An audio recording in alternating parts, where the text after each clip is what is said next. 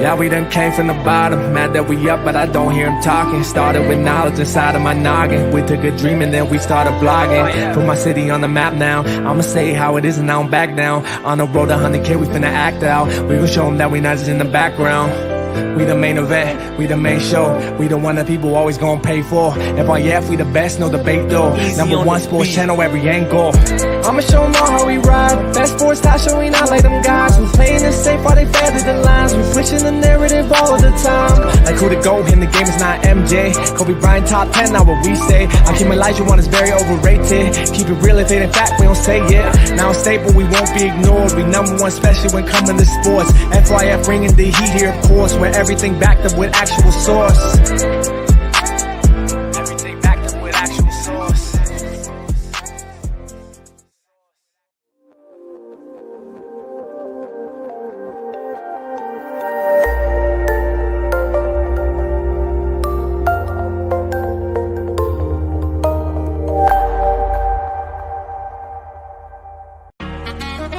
Nah, that's just passion. Love the game. You already know what it is. FYF. You don't got tough skin. Might as well not even come on in. Talk to 'em. FYF, blow the whistle, man, we too official. Better check the film, we not one of them. The greatest to ever ball above the rim. They wasn't with me shooting in the gym. Cut the small conversation, debate on major levels. This the playoffs, baby, bring that pressure, we never settle. Cross and spin, getting it in, I wanna win. That teamwork got us headed to the ship again. Oh, LeBron better than MJ? Cut it out. Half these fans in the stands don't know what they talking about. Half-court jumpers, crowd going wild. FYF ranked number one, you better say it loud. Intellectual talk, but fuck your feelings. Elijah one too overrated, Kobe still a realist. Top 10 all time, now how they cut the line. Magic Johnson, Draymond Green, one in the same kind. Fuck your feelings, fast break, stop and pull a J. He got how many rings, nothing else to say. With the team, live streaming, play by play. This the dream, full steam on the road to 100K. FYF, blow the whistle, man, we too official. Better check the film, we not one of them. The greatest to ever ball above the rim. They wasn't with me shooting in the gym. Cut the small conversation, debate on major levels. This the playoffs, baby, bring that pressure, we never settle. Cross and spin, getting it in, I wanna win. That teamwork got us headed to the ship again. Started small, then turned into big dogs. They treat me like the GM, I just make the call. No matter who my op is, I'ma stand tall. Then pull up to the game, fresh like I just left the mall. 100K, 100K, 100K, check the score. We gon' bust the shot clock, fans running to the floor. All I hear is go this and go that. Man, your team suck, hang it up like a coat rack. I love the game, I admit it, I can't quit it. Step in front of me, man, your ankles gon' get the business. Been a legend like Moses Malone, way ahead of my time. This the greatest sports show ever, I just had to remind. FYF, FYF, blow the whistle, man, we too official. Better check the film, we not one of them. The greatest to ever ball above the rim. They wasn't with me shooting in the gym. Cut the small conversation, debate on major levels. This the playoffs, baby, bring that pressure, we never settle. Cross and spin, getting it in, I wanna win. That teamwork got us headed to the ship again.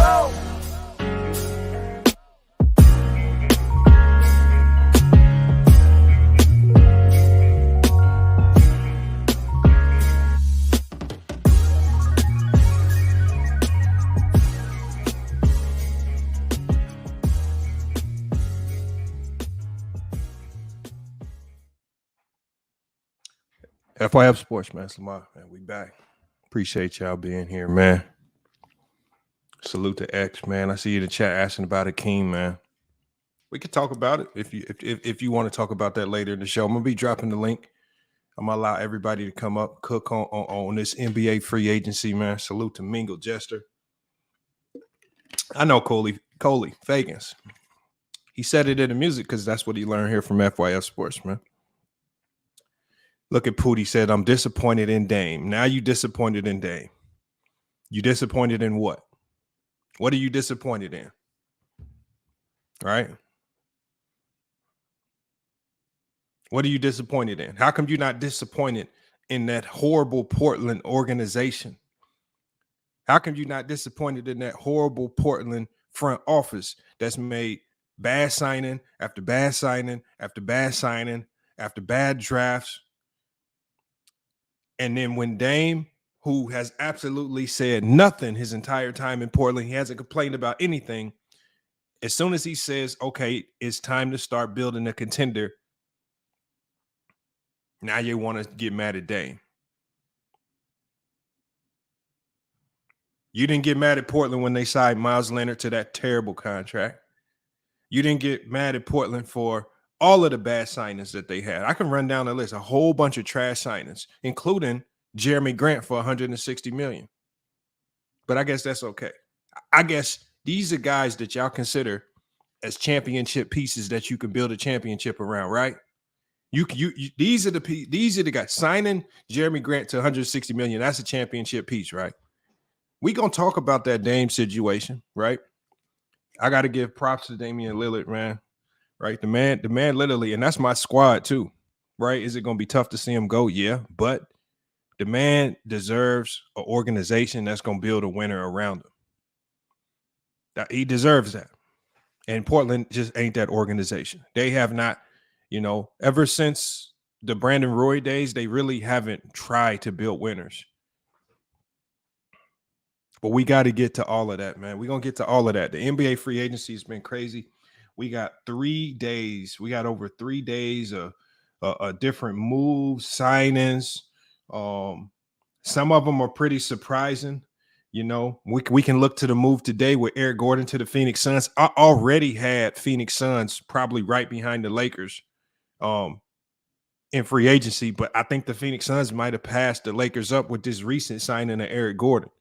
That kind of pushed them over the edge. A lot of people were saying, where are they going to get their depth?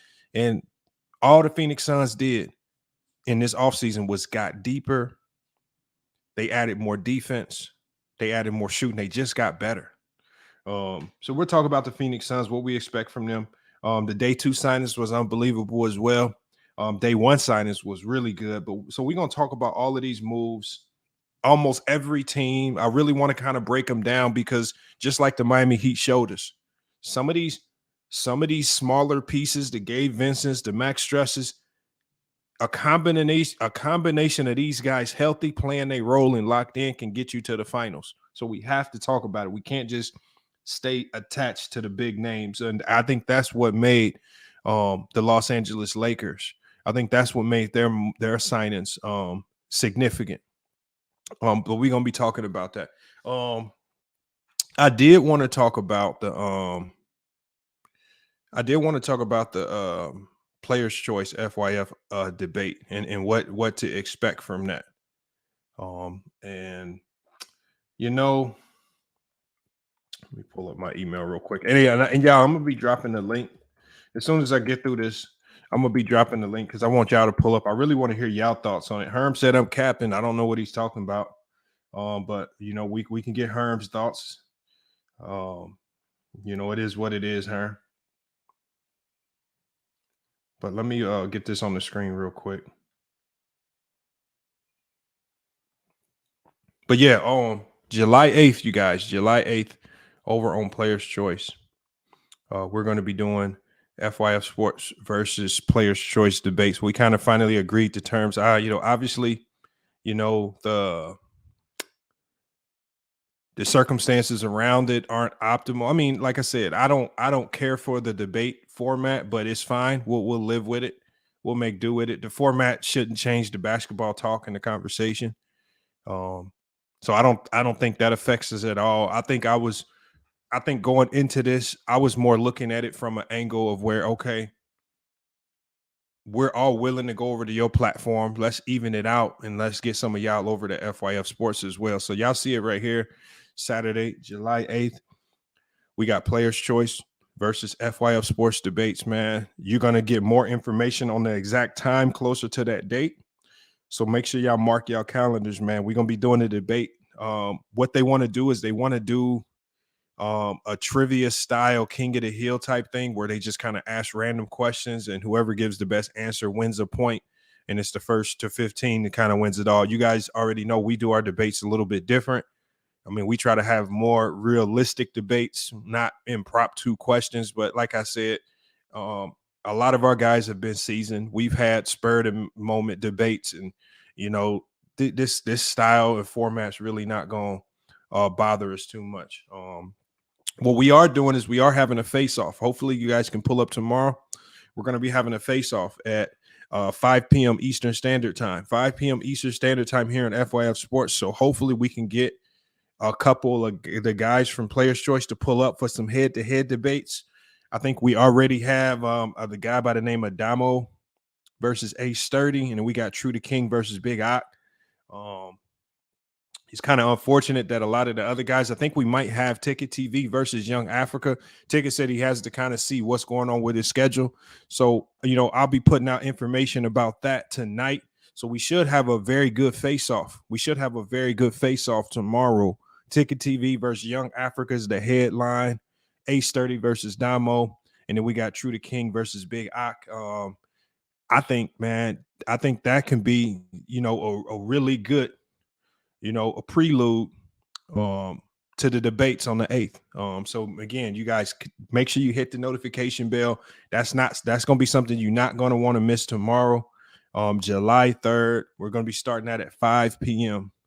5 p.m. Eastern. And Mingo Jester, look, Mingo Jester, look, I can't. Here's the thing, Mingo Jester. I can't tell other platforms what format is best. I mean, they asked us to debate.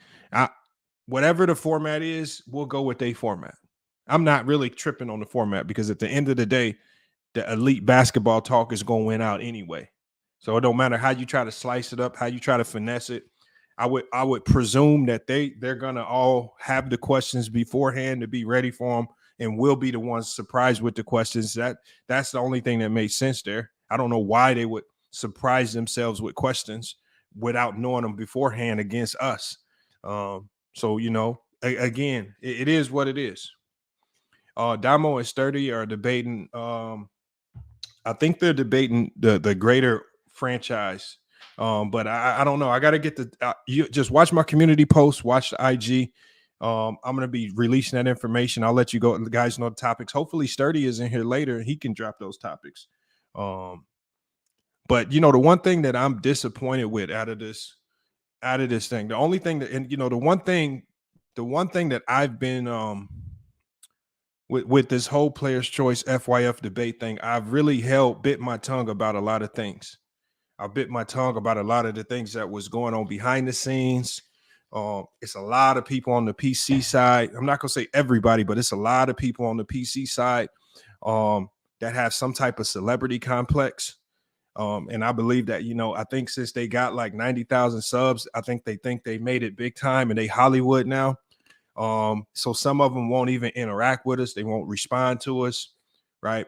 A lot of them don't want to come over to FYF Sports Debates and do a debate unless we pay them, right? That's how Hollywood some of these guys have gotten. So for the guys that you don't see, those are probably the guys that you don't see pull up to FYF. Those are going to be the guys that feel like they're a little bit too Hollywood to pull up to FYF.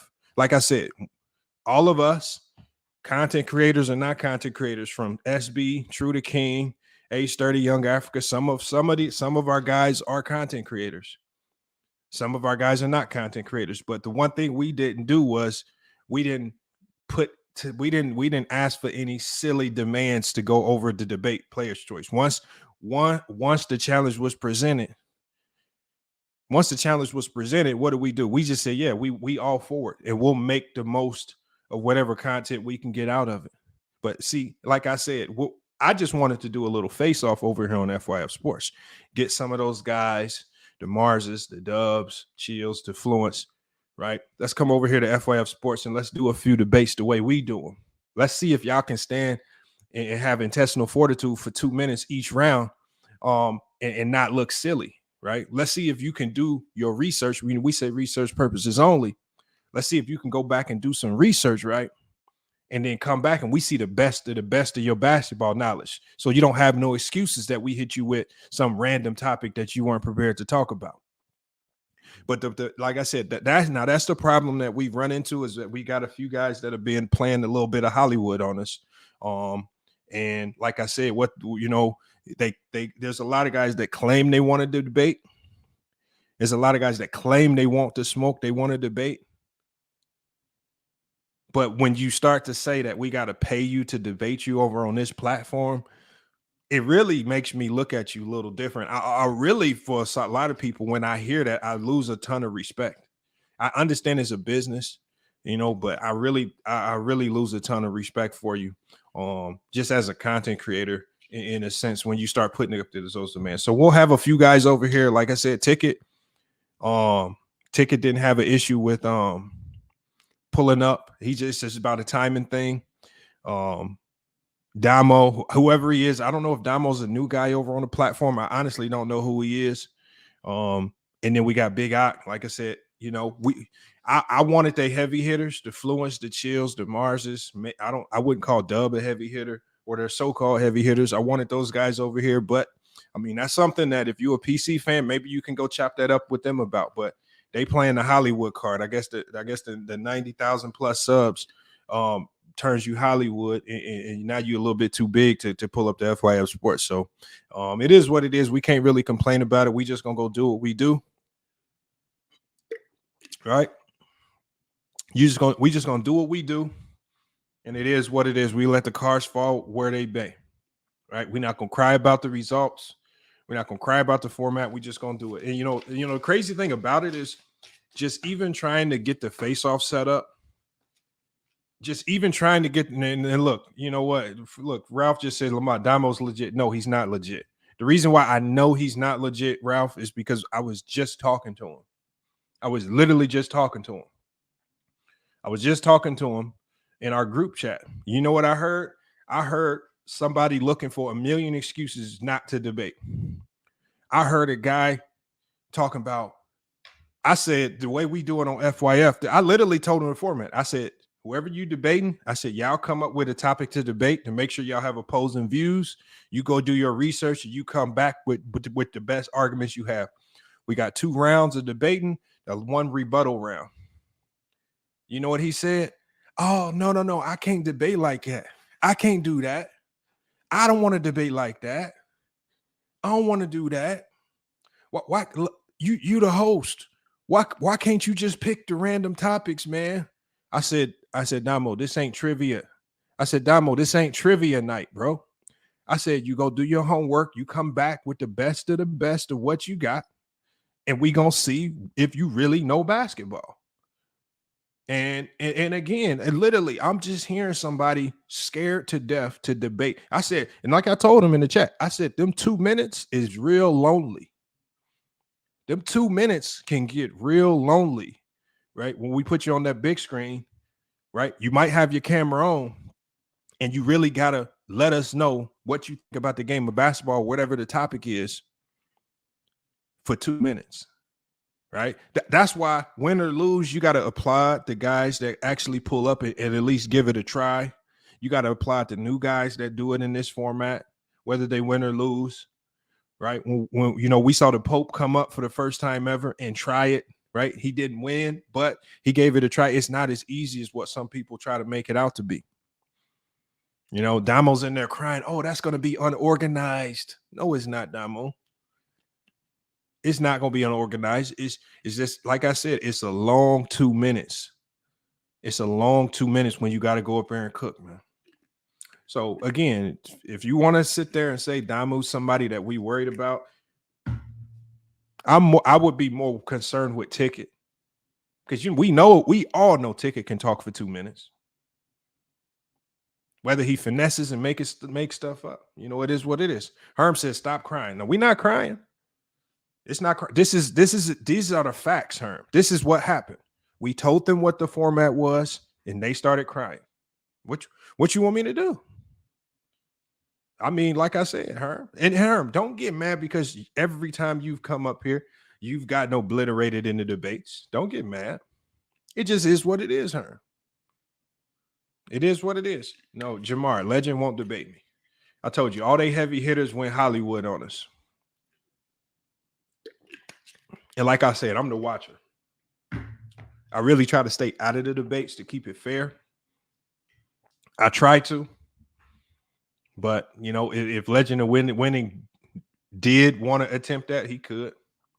But with his inconsistent takes over the last 9 months, right, his logic changes when he wants to be mad at Ticket. But then when he's away from Ticket, he's spitting Ticket TV sentiment. Just like he got caught up with the KD thing. 9 months ago, he was killing Ticket for dropping Kobe in the rankings, right? He was killing Ticket for dropping Kobe in the rankings because he didn't get it done in the playoffs. Now, all of a sudden, he's trying to kill KD because people still rank him at number 5. And KD didn't have the greatest playoff run. Come on, man. His logic ain't consistent. People who are not consistent logically will not be able to stand a chance because once I start calling it out, you just don't look credible.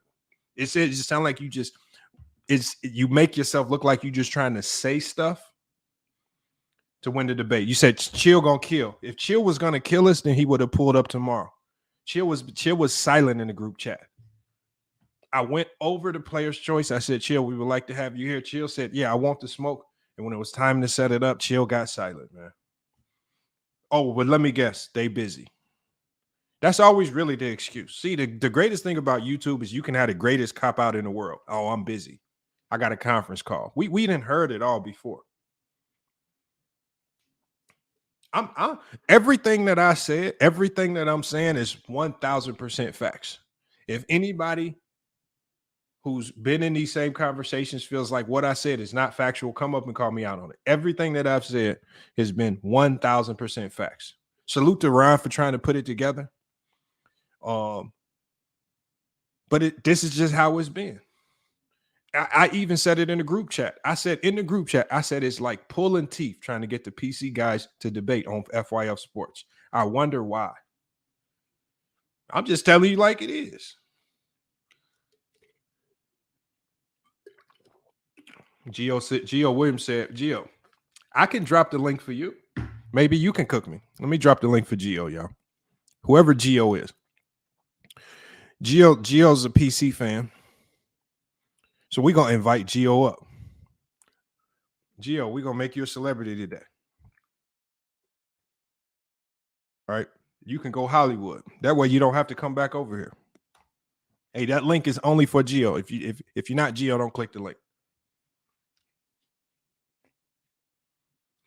Well, in the face-off event tomorrow, hopefully we can get Ticket versus Africa.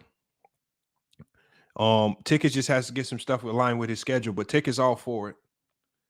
We got Sturdy versus Damo, and we got True to King versus Big Eye. This is just like the prelude to the July 8th event over on Players' Choice. So that's what it is. So it's just a little prelude just to get some of the guys over here, you know, put them in the debate. We could chop it up about what's going to happen on July 8th. We're going to do it similar to our other debates with the rounds. You know, just something just to, you know, get, you know, maybe there's questions that you guys been wanting to ask.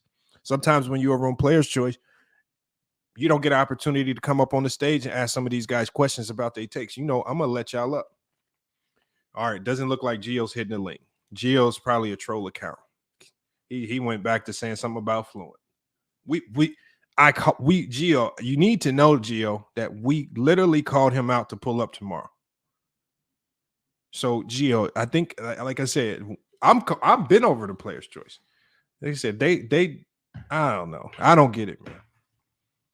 All right, but we will be there July 8th for Trivia Family Night. Tomorrow, the face-off is going to start at 5 p.m. Eastern Standard Time. 5 p.m. Eastern Standard Time. 5 p.m. Eastern Standard Time. And see, look, y'all. Herm with the disability just could not stop from clicking the link. Even though he knows I'm about to go and talk about free agency, Herm had to click the link just to pull up. And let's hear what Herm has to say, y'all. This is not Gio, but at least Herm pull it up. But I got to get to this free agency talk. Let's get Herm up here. Herm, man, what's up, man?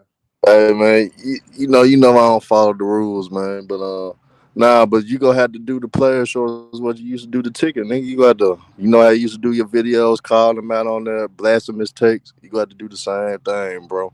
And they go eventually have to answer to you. That's how you gonna have to move. They go always but the pull. reason why I don't call out their takes is because to be blunt, I think a lot of their takes is boring anyway. I think a lot of their takes is just derived. Look, in Herm, if I'm lying, I want you to tell me if I'm not wrong. But Herm, listen to this, Herm. Tell me if I'm wrong. Marz, Fluent, Dub, Ron, a lot of their basketball takes just sound like summaries of a Bleacher Report article or summaries of Basketball Reference. It's really not. It's not real. Like, you know how we really get to cooking about something. We start breaking down stuff. Yeah, you know, I don't hear that, man. I just hear, like I said, and like I said in my last video, I said it's hard. Like with Marz, it's gonna be hard to just have a good basketball conversation with him. Because he a soccer guy, though. He a soccer guy. It's like me and you, Herm. Like, it's like this. You have a different view. Like, we all have a unique view of the game that stemmed from us at some point in time in our life actually picking up the basketball and participating. And so when you, like I said in my video, when you understand even when you hooping on the blacktop in the streets, it's a certain type of camaraderie that you start to learn and appreciate in the game. And then that starts to rub off in your debates. And when I know that I'm debating people that have never picked up a basketball and played on any type of competitive level, whether it's on the blacktop, YMCA, a league, anything like that, you haven't experienced the team camaraderie, you haven't experienced the losses, bouncing back from losses, anything like that, having to sit on the sideline for 4 hours because your team lost in a packed open run. If you ain't experienced that, it's a certain level of the game that you just will never be able to appreciate and understand. And you can hear it come out in their takes. And like I said, when you hear Marz talk and he starts saying things like secondary creator, I said that term secondary is primarily used in international football and soccer.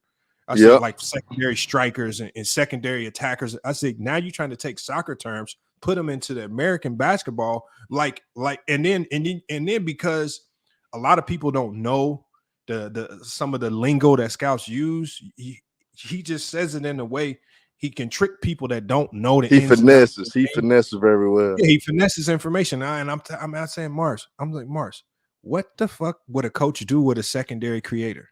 Like what is that? Like, I've never heard a coach on any level huddle up and be like, guys, man, all we missing is the secondary creator. What the fuck? Who says that? Like, hey, you ain't lying, Lamont. You ain't lying. When I hear you say stuff like it just tells me it's a level to this game that US ain't never really you just ain't never been exposed to. And it's like I said, it's unfortunate, but it's one of the reasons why I believe is one of the reasons why he's pretending to be Hollywood and he's not engaging with us in the private chat. It's one of the reasons why he won't pull up to FYF Sports. That's just why. And then it's a safe space. If you want to stay safe, stay on Player's Choice. I respect that. And maybe you just want to stay in your lane, but don't pretend and play Hollywood. Just say you don't want to come to FYF. But you know, Lamont, like, end of the day, me and you, we go back and forth and shit. But all jokes aside, all bullshit aside, you a mixture of everything when it comes to a debate. When it comes to trolling, you control. When it comes to breaking the game down, you can break it down.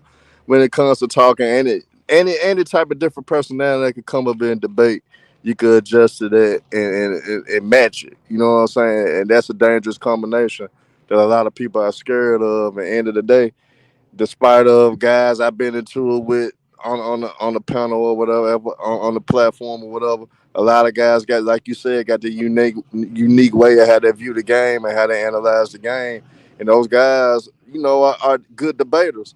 So they're probably afraid of that. And then, you know, end of the day, we got guys that can be aggressive and still get their point across and sound educated with that. That's kind of hard for Players' Choice to do because they don't really use a lot of emotion in their debates. And you got a lot of guys that are passionate about the game, so they go bring that type of energy to it, in which they don't bring it into it. So they know if they do the debate format like we do, they won't last in that type of format.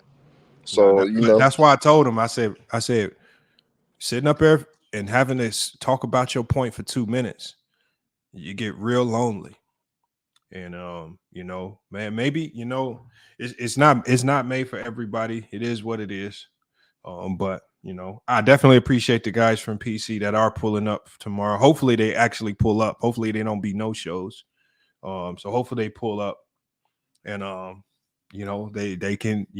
Damo's been talking his talk in the chat to Sturdy, and Young Africa didn't, but Young Africa was in the chat. He went right at Ticket, right out the gate. You a bum. Shit, they went at it Lamont. They went at it for 2 hours last night. Bro, I'm talking about. So that's why I like Young Africa, because he ain't gonna bet, like Young Africa pull up anytime, any place, anywhere. He ain't gonna care about the style, format, how you do it. That's just how it is. So, I just see some personalities over there that just playing the Hollywood game. They pretending that they Hollywood, because they really not Hollywood yet. Not like I think the only guy that I know, he's not scared, but at the end of the day, he's very tight with another person on the platform, so he gonna really roll with his boy.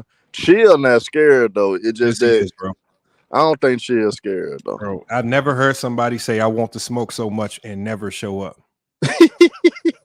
I swear to God, bro. I've heard, yeah, I want to smoke so much and just be nowhere to be found. I promise you, bro. I have never heard that. Hey, maybe when you come on Player Shorts this week or something, they let you come on. Shit, call them out and you take on Chill. Bro, you might have to bring Chill up. It's like this. I'm tired of us having to always go pull up at Player's Choice. It's like it ain't no secret when we could be going live. Like, it's so easy to click on True Channel, click subscribe, and when he go live, when he live. And the same with me here. It ain't like when I go live, I put it on IG, I put it on TikTok. When I go live, they know, like, it ain't no secret, and you just happen to be busy when we go live. So we gotta all, like, man, come on. Like, we done pulled up over there enough. You know how many times Sturdy been over there so much he a mod. That's true. Africa been over there already. Me and Trey. Sturdy go kill Domo though. Sturdy go dominate Domo. We keep going over there. We keep going over there, man. It's time for y'all to stand in the fire, man. Because when you go on somebody else's platform, you really tone it down. Whatever your angle is, whatever you normally do. Whether I don't go over there. I'm not trying to dominate their platform and do things my way. I'm just gonna let them run it their way, and I'm gonna say my say whenever, and then I'm just gonna do my thing. But I want to see them pull up over here, but like I said, it's a reason why they don't pull up. They don't respect. Yeah, probably Oxford ticket go be on the guy. If they don't respect it, remember, I didn't ask them for a debate. They asked me. So whatever it is about respect, that ain't got nothing to do with me. They asked to debate us. We didn't ask to debate them. So again, that's something. Hey, but I do want to see you and Chill debate though. I want to see y'all actually go at it. Bro. If you could get him to come out from, I'll try. Man, the thing is, I'm not in the business of begging somebody. Like, once you know that we want to smoke over here, you should just pull up. And it's not very hard. It's not very hard. I don't have to beg to make you to that happen for sure. On top of the fact, Herm, that a lot of them guys want to get paid to come over here. That's true too.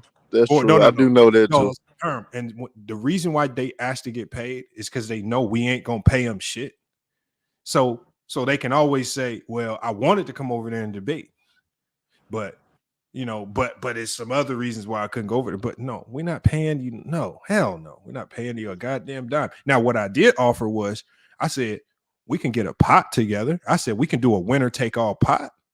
And if you good enough, if you nice enough, you'll win the pot. I said, you can earn your keep, but we ain't about to pay nobody to be pulling up. I mean, we ain't paid no NBA player to come over here. Why the hell would we pay y'all? So if you want to do a pot, then once I start saying put the pot up, oh no, we don't gamble. Oh man, stop it, man. Come on, man. You see what I'm saying, Herb? It's like I hate to throw a shot at them. They promote gambling on the platform though, with underdogs. So I mean, hey, man, that sounds like they gamble to me. Bro, like I said, man, I'm not about to pay you to come over here and then watch you get obliterated. No way in hell, man. Like I'm gonna try to pull that one off, though. Hey, but I ain't gonna lie, they're gonna be my due diligence. I'm gonna try to pull that one off. And pay you to come over here just to watch you get smashed in the debate. Come on, man.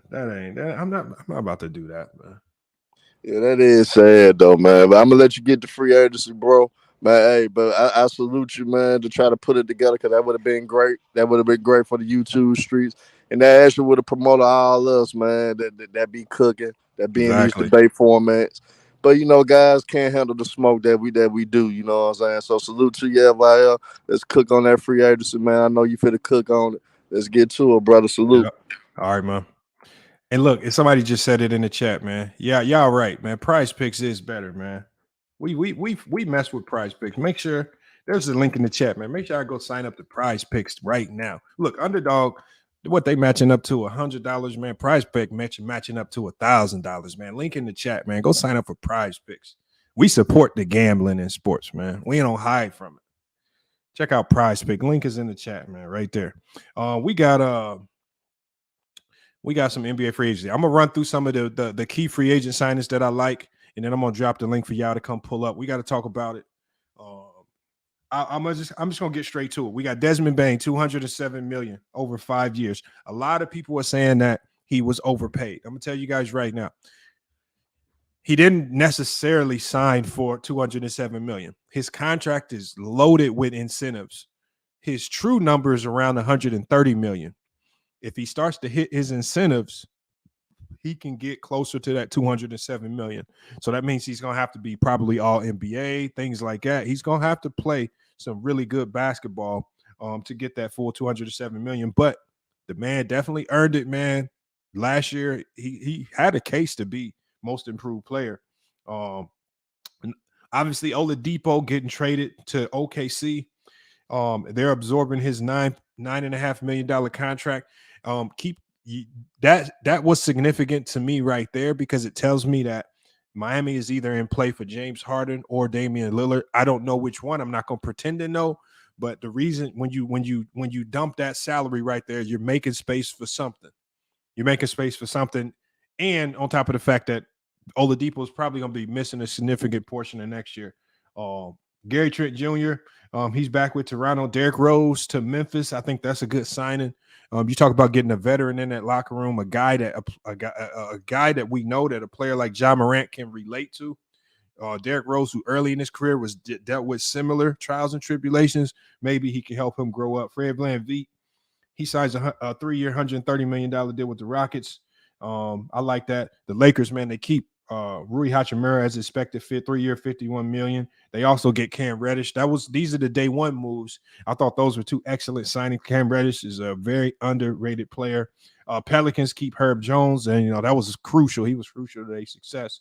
Juan Tube, he agrees to a deal with the Suns. Man, that's another great pickup. We know his relationship with KD is big, but he is a great three-point shooter, and he has good size.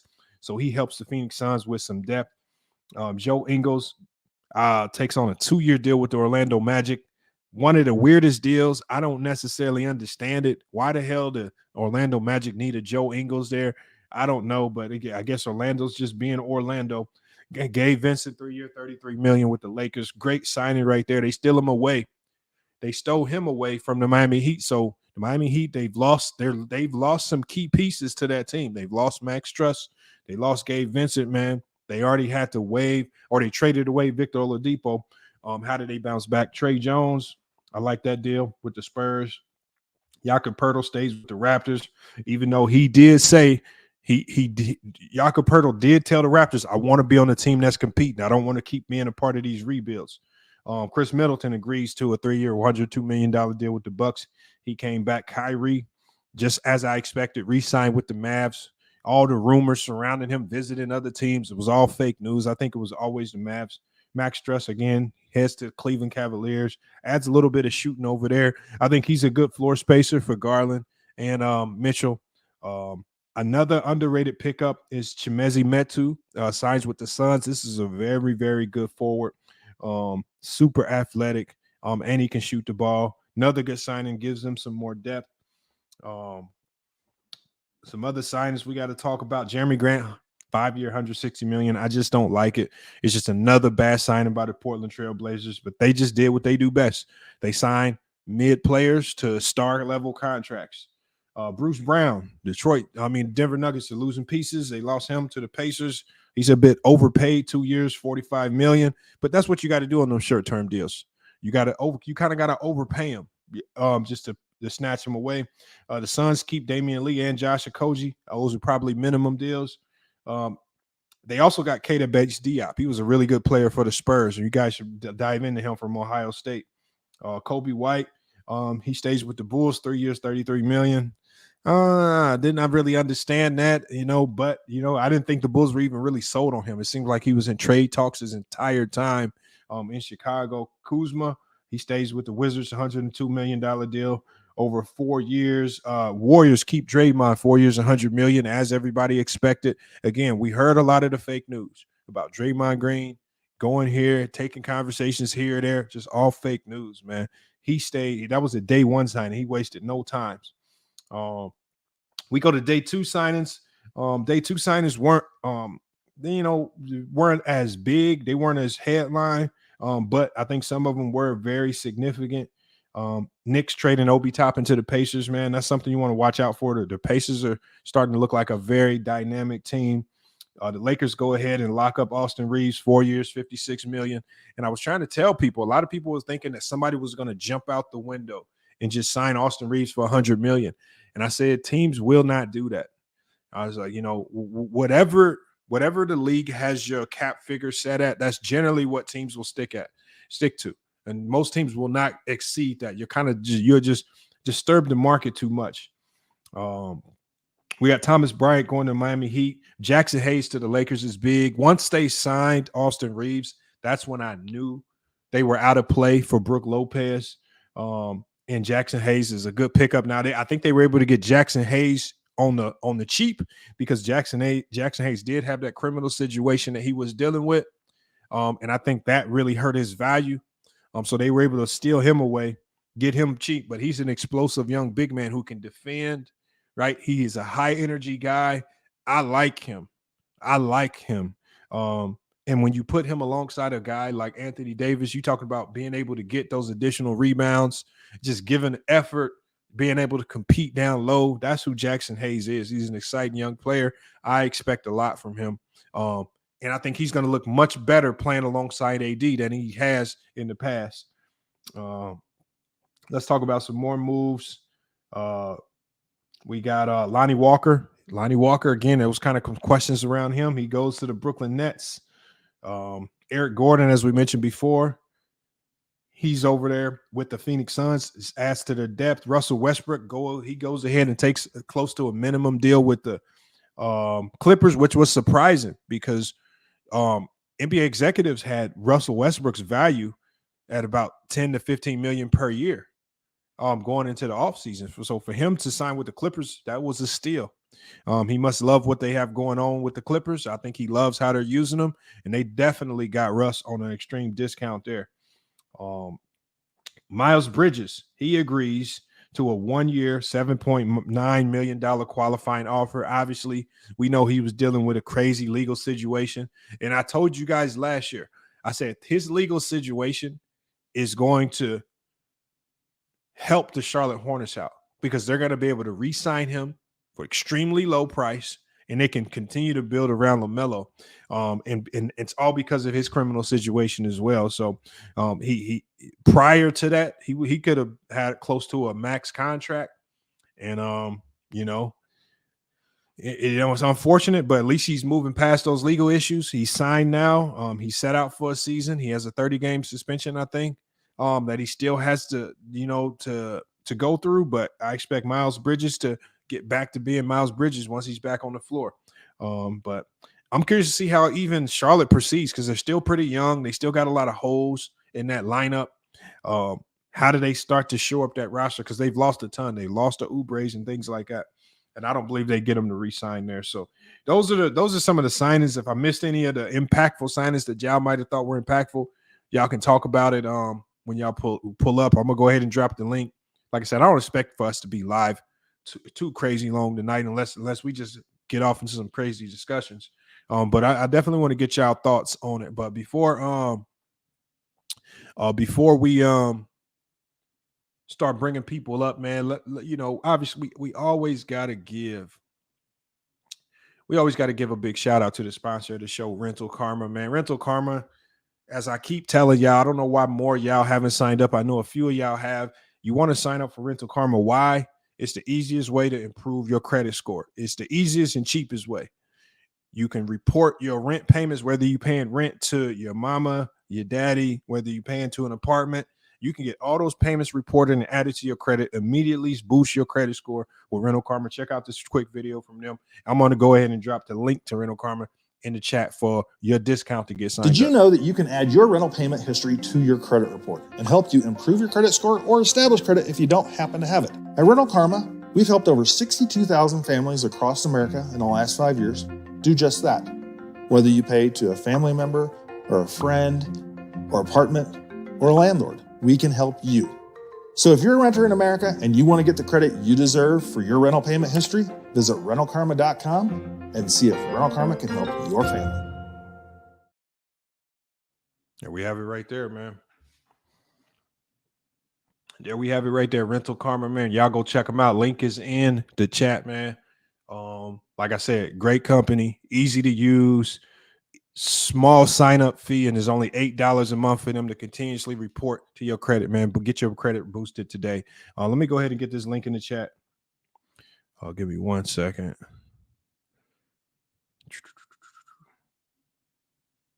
All right, here we go right here. Salute to Hoop Jargon, man. I see you in there. He said, I just paid off my car. Hey, Rental Karma allows you to report your rent payments. If you're paying rent, anything, man, don't matter. So Rental Car is going to help you boost that credit score, man. Get you right. Let's get this link out here. Where is it at? Here it is right here.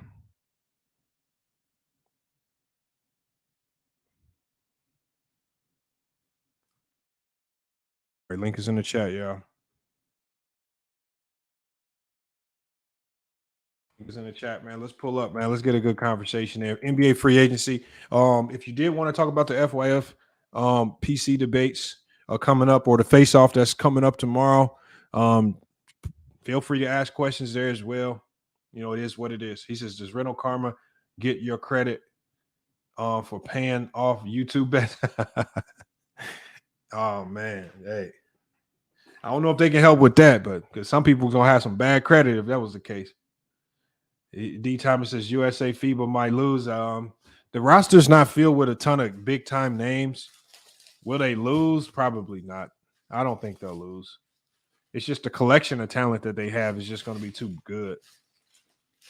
You know, some of these other teams overseas, they might have one or two good players that are NBA caliber, but sometimes I think it's just the collection of talent across the board that ends up panning out, making them tough to beat. He says, what do you think about the backlash Dame is getting? Yeah, I'm going to talk about that with Dame. You know, Damian Lillard, y'all, I'm gonna tell y'all right this. I'm a Portland Trail Blazer fan. And salute to Mingo Jester for pulling up. I'm a Portland Trail Blazer fan. All right. And I have literally watched his entire career in Portland. Right. And watching his career in Portland, the one thing that I can say is that there has never really been a time where the Portland Trail Blazers have really went after a championship. They've always been complacent and comfortable, but in years where they might have had an opportunity to go for it all, like the year where they really could have went out, they really could have found a way to re-sign LaMarcus Aldridge, run it back and add some pieces to that group. They allowed LaMarcus Aldridge to walk to San Antonio. You know, I feel for him, and then it's just sad when I have to watch the fans say that he chokes in the playoffs and he takes bad shots and the Blazers ain't done this, the Blazers ain't done that. But I literally have watched this organization sign trash players, to these long-term deals. Evan Turner getting $70 million and things like that. Miles Leonard getting $60, $70 million long-term. Like, come on, man. And then y'all get mad when this man just gets to a boiling point. Come on, That's all it is. Mingo Jester, man, what you got on this, man? Well, I mean, to me, free agency was very, very interesting for me.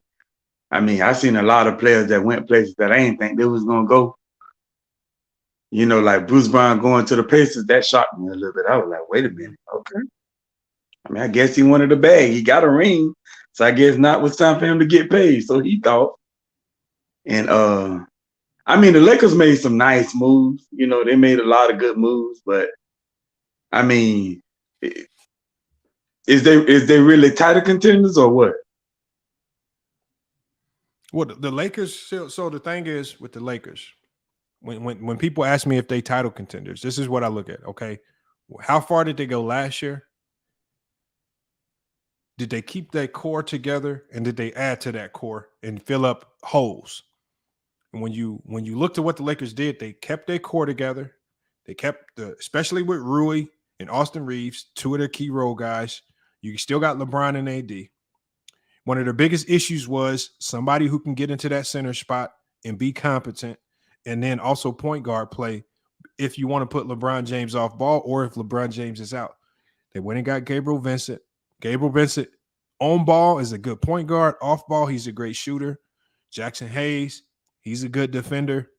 He's super energetic, can get rebounds at the center spot. Don't know if he's a true starter. I mean, I believe they could use him as kind of a de facto starter because you can't have everything your way. But I think they addressed some of their issues, and then they added scoring.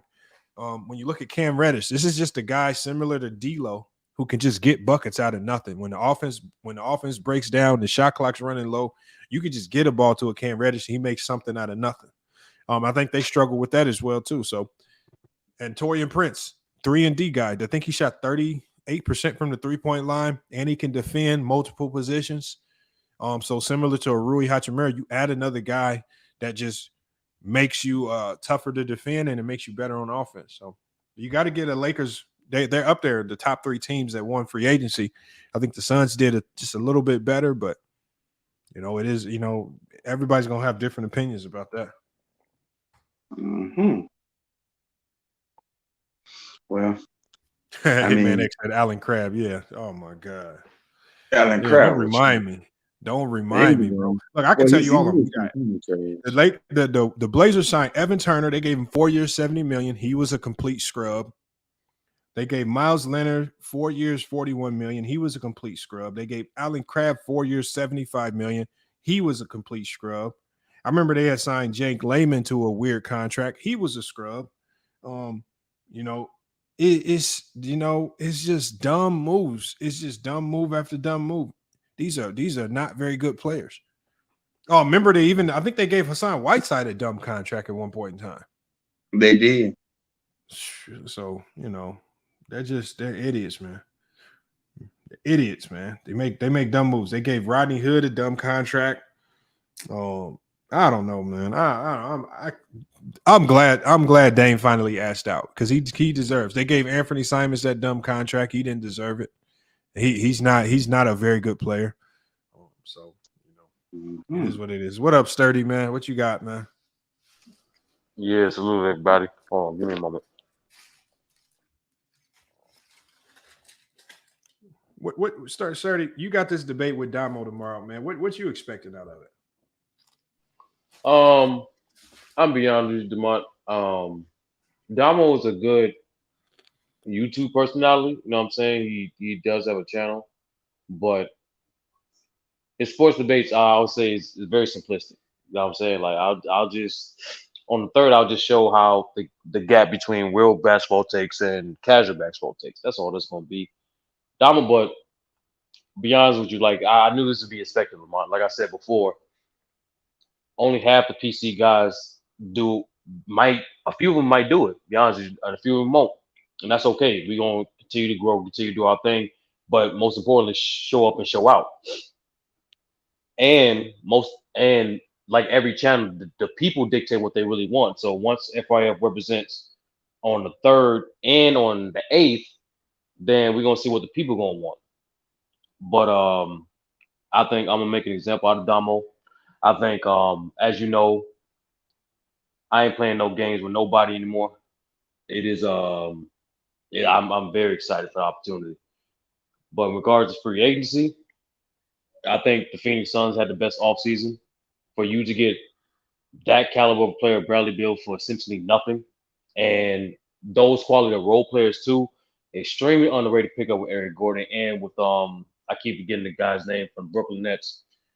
Now they fill that 3-point shot gap they didn't have last season, which for some strange reason they did have good shooters on the team, but they just didn't implement an offense nor had consistent shooting outside of their star players. So now they got more space, and now I think that the ball is in Frank Vogel's court and the rest of the Phoenix Suns front office. Are they going to wait to the trade deadline to trade DeAndre Ayton, or maybe they have some up their sleeve? Even though the most recent public reports say they plan on keeping them, I just think from a chemistry aspect, they're not going to keep DeAndre Ayton.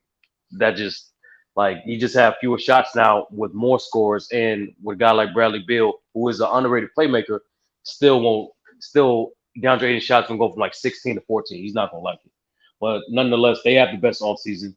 The second, in my opinion, is the Boston Celtics. Even though the loss of Marcus Smart is a vital piece to them, he's a hard worker, the culture setter, the leader of that team, one of the leaders of that team, and obviously one of their best point and attack defenders. Having a guy like Kristaps Porzingis give them offensive, defensive versatility as well as additional size for certain matchups in the playoffs. The problem we all know the problem with the Boston Celtics is in times of getting easy buckets, they resort to bad habits. They force 3-point shots. Even when they do get a favorable matchups, they don't get the right shot selection, and at times they don't apply the accurate amount of rim pressure needed to keep the defense honest. And with the addition of Kristaps, now you get an underrated post scorer, a guy who can still stretch from three, and he's still a plus defensively. So I think they have the second best offseason. And lastly, I do think the Lakers have the third best offseason.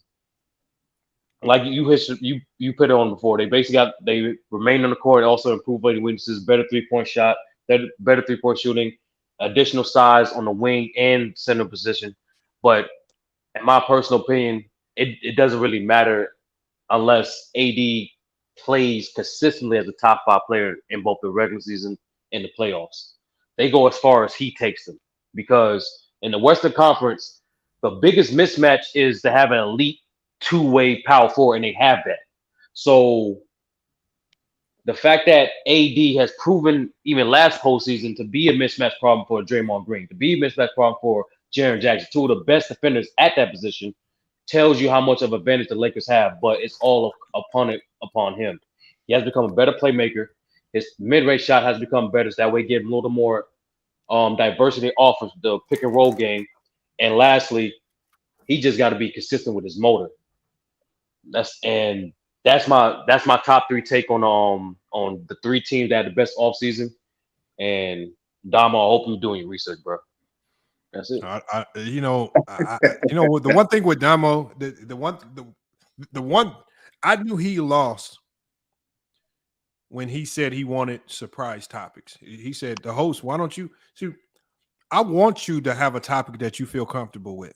I want you to have a topic that you feel like you researched thoroughly. And when you go up, it's just like when you get to a championship game, both teams have been seasoned, battle tested, ready to go. Right? I don't want to see 2 amateurs come up here, 2 guys as unprepared. I want to see you at your most prepared state versus somebody else at their most prepared state. That's how we tell who's the best. I'm not trying to do, like I said, I'm not trying to do trivia night. Because Lamont, real basketball topics, man. Real basketball, man. And the way I am, I like to challenge myself, Lamont. And doing some research on Damo, I knew he was a Lakers fan, and you saw in the chat, we tried to make him as comfortable as possible. Like you put it so eloquently, not give him no extra reason to run. So knowing he's a Lakers fan is his first time hopefully it's gonna be his first time on I would say first time on the panel. I was gonna say you should have dropped the link in the chat now. Say, hey, we live. Pull up. Oh, no. Yeah. That's a fact. Why not? Drop the link and the StreamYard link. So we live. Real. Let me put it in there. Yeah, I just read all this stuff because my father's cut you off. I know you're using your soliloquy. I just read all this stuff now. I'm just like, Bro, do y'all know that Ron is the one who came up with this idea? How y'all running from the idea that y'all Vince McMahon made up? I'm confused, bro. I feel like it is getting a little irritating. Now, go ahead, start my fault. Did he just say y'all Vince McMahon? I'm straight. No, like it ain't Vince. Yeah, I'm not gonna lie. You saw SB, you saw the cut, bro. Like I try to. Yeah, I literally just read. I'm like, what the fuck going on? We try to just make things as quote unquote fair and safe as possible. Whatever that This shit is for entertainment purposes. Scared money don't make no money, man. Scared money don't make no money, man. Listen, man. Salute everybody, man. Listen, man. I got a question for the panel. Listen, they done. How? Oh man, got some little feedback. What I say? They done, man. The question. Yeah, the question for the panel, man. What's y'all thoughts and opinions about Russell Westbrook's future? Signed a 2-year, $8 million joint. What do you think his role is? Do you think that's disrespectful? Because before I rock, I want to hear y'all opinions. Go. I thought that was a good fit for Westbrook, even though the Clippers just can't really afford to give him what he's actually worth. Mm-hmm. Let me remind the people that this dude, before he got traded to the Clippers, was the favorite to win Sixth Man of the Year. And even then, when he got traded to the Clippers, he was the perfect fit for him, creating more 3-point shots and providing consistent rim pressure. And defensively, when Westbrook is brought in defensively, he's a plus. So I personally believe that he is a great fit for him on the Clippers, and it's even better for the Clippers the fact that you got him near the veteran minimum. This guy, no matter what team he's on, he's going to give you maximum effort. He's going to control. He's going to contribute to the pace, and he's going to provide more opportunities for your shooters. So the fact that you have two injury-prone players like Paul George and Kawhi, who's definitely going to low manage throughout the regular season, you definitely have a guy that's without a doubt is going to be there every single night. That is going to give you consistent effort. It's going to affect impact. It's going to have a positive impact towards winning. Yeah, I accept about half that. All right, that ain't bad. Anybody else? Hold on, I'm gonna simplify it for you. This is the simple answer. There was no team in the league that was going to give him the role that he wanted to feel comfortable in. Most other teams in the league would have probably utilized him as a guy coming off the bench, similar to how the Lakers utilized him, because most teams aren't designed to have a guy playing like Westbrook out there for over 35, 40 minutes a game. I think the Clippers were really the only team that offered him that role. And he signed for the minimum. He signed for far less than what his cap figure was because they just offered a role where he could just get on the court and he could still show people that he can give glimpses of the old Russ. And that's what he could do with his Clipper team. They allowed him to play kind of a helter-skelter style, and they were just living with the results. And it worked for a little sometimes, and there were times where it didn't look good. But I think he just wants to be Russ. I think has a problem with changing. And he's resistant to changing his game, and he stands somewhere where they allow him to be who he is. And I also think they did a good job in taking the basketball out of Kawhi Leonard and Paul. Oh, is that chill? They took the basketball out of Paul George and Kawhi Leonard's hands. So they took the pressure off those guys to be playmakers early in the game. So once we get late in the game and then they need big buckets from them, they need big plays from them, they could take Russell Westbrook and hide him in the corners where he's not an irritant, where he's not going to turn the basketball over, where he's not going to take ill-advised shots. So when they do that, this whole thing works for Russ because Russ is going to play hard. And I think Russ got another year or 2 years tops at this level before he really starts to slow down. So I think they got him on the cheap and it worked. Yeah, and so which leads me to my next question, because I'm very harsh on Russ, but I'm trying to give him a fair one though on the panel. I'm trying to give him a fair one. So with all that stuff being said, what do you see his real role going to be as far as we talking minutes, we talking impact? How do we see that translating from from last year to where we are now? Well, he's still one of the things about Russ that's been apparent. Russ could stay healthy. Russ, when Russ is available, he's always going to be on the floor. So that's never going to be a question with Russ. The question with the Clippers is Kawhi Leonard and Paul George. So Russ's role as the lead guard, they're going to put the ball in his hands because Kawhi Leonard and Paul George, for the most part, have not been able to stay healthy. Russ is probably going to be the only guy that they can really depend on as a playmaker. I know I can't believe I'm saying this, but at this stage, but even as a scorer, he's really the only guy that they can really count on. He's going to be there, so his role is going to be the lead guard. That's interesting. All right, I accept it. Hold on, now we got Chill here, y'all. Chill. In fact, what up? We got to figure out, man, what's going on with the PC guys, man. What about them? I just feel like it's been a lot of ducking and dodging, man. It's been like it's like we digging for diamonds. We trying to find a diamond in the rough or something. I don't know what's going on. We can't get nobody over here for the debates, man. We got you here. Will you be here? Will you commit to pulling up to the face off tomorrow? Well, first of all, I was doing this before I met you, before I met PC. This was I'm down for this anyway. So this like asking a dude to show up to the park. Yo, I was at the park before you dudes even signed the contract. I was already doing that. So that's no. Salute to my brother Chill. Cause look, I respect it now because you did no talking. You just pulled up once the link dropped. See, that's why I love you, OG. That's why I love you. I rock with you. No, you don't. I do. I do. Words of the great CL Smooth. Smile in my face behind my I didn't pick you. They put us together. I was like, out of everybody. Hold on, SB. Yeah. For the face-off tomorrow, it just makes sense. We got you and Chill for the face-off, the fourth matchup. They said we'll bring a good. That's what I said. That's the whole point. Like, I'm cool with That's what it originally was supposed to be anyway. Just good entertainment. That's it. So Chill, just so you know, the way we do our debates, we do 3 rounds. We do 3 rounds, 2-minute rounds each. And the last round is your rebuttal round. Mm-hmm. And so our style, and we go head to head with a topic that y'all choose so that y'all can go research, get y'all talking points in order, and you can come with your best arguments. You don't feel like we hit you with nothing out of surprise and you're not prepared. I want you to be fully prepared with every argument possible so you can execute it in those 3 rounds. And then we have the chat vote, we have a panel vote, and then we have usually a celebrity judge. You break the tie if we get to a tie. Yeah. All right. I was saying, Chill, just because I got love for it don't mean I'm going to take you easy. Oh, no, I don't. Are you going to be busy? It's tomorrow at 5 Eastern Standard Time. Yeah, that's I'll be around. Okay. Yeah. OG, what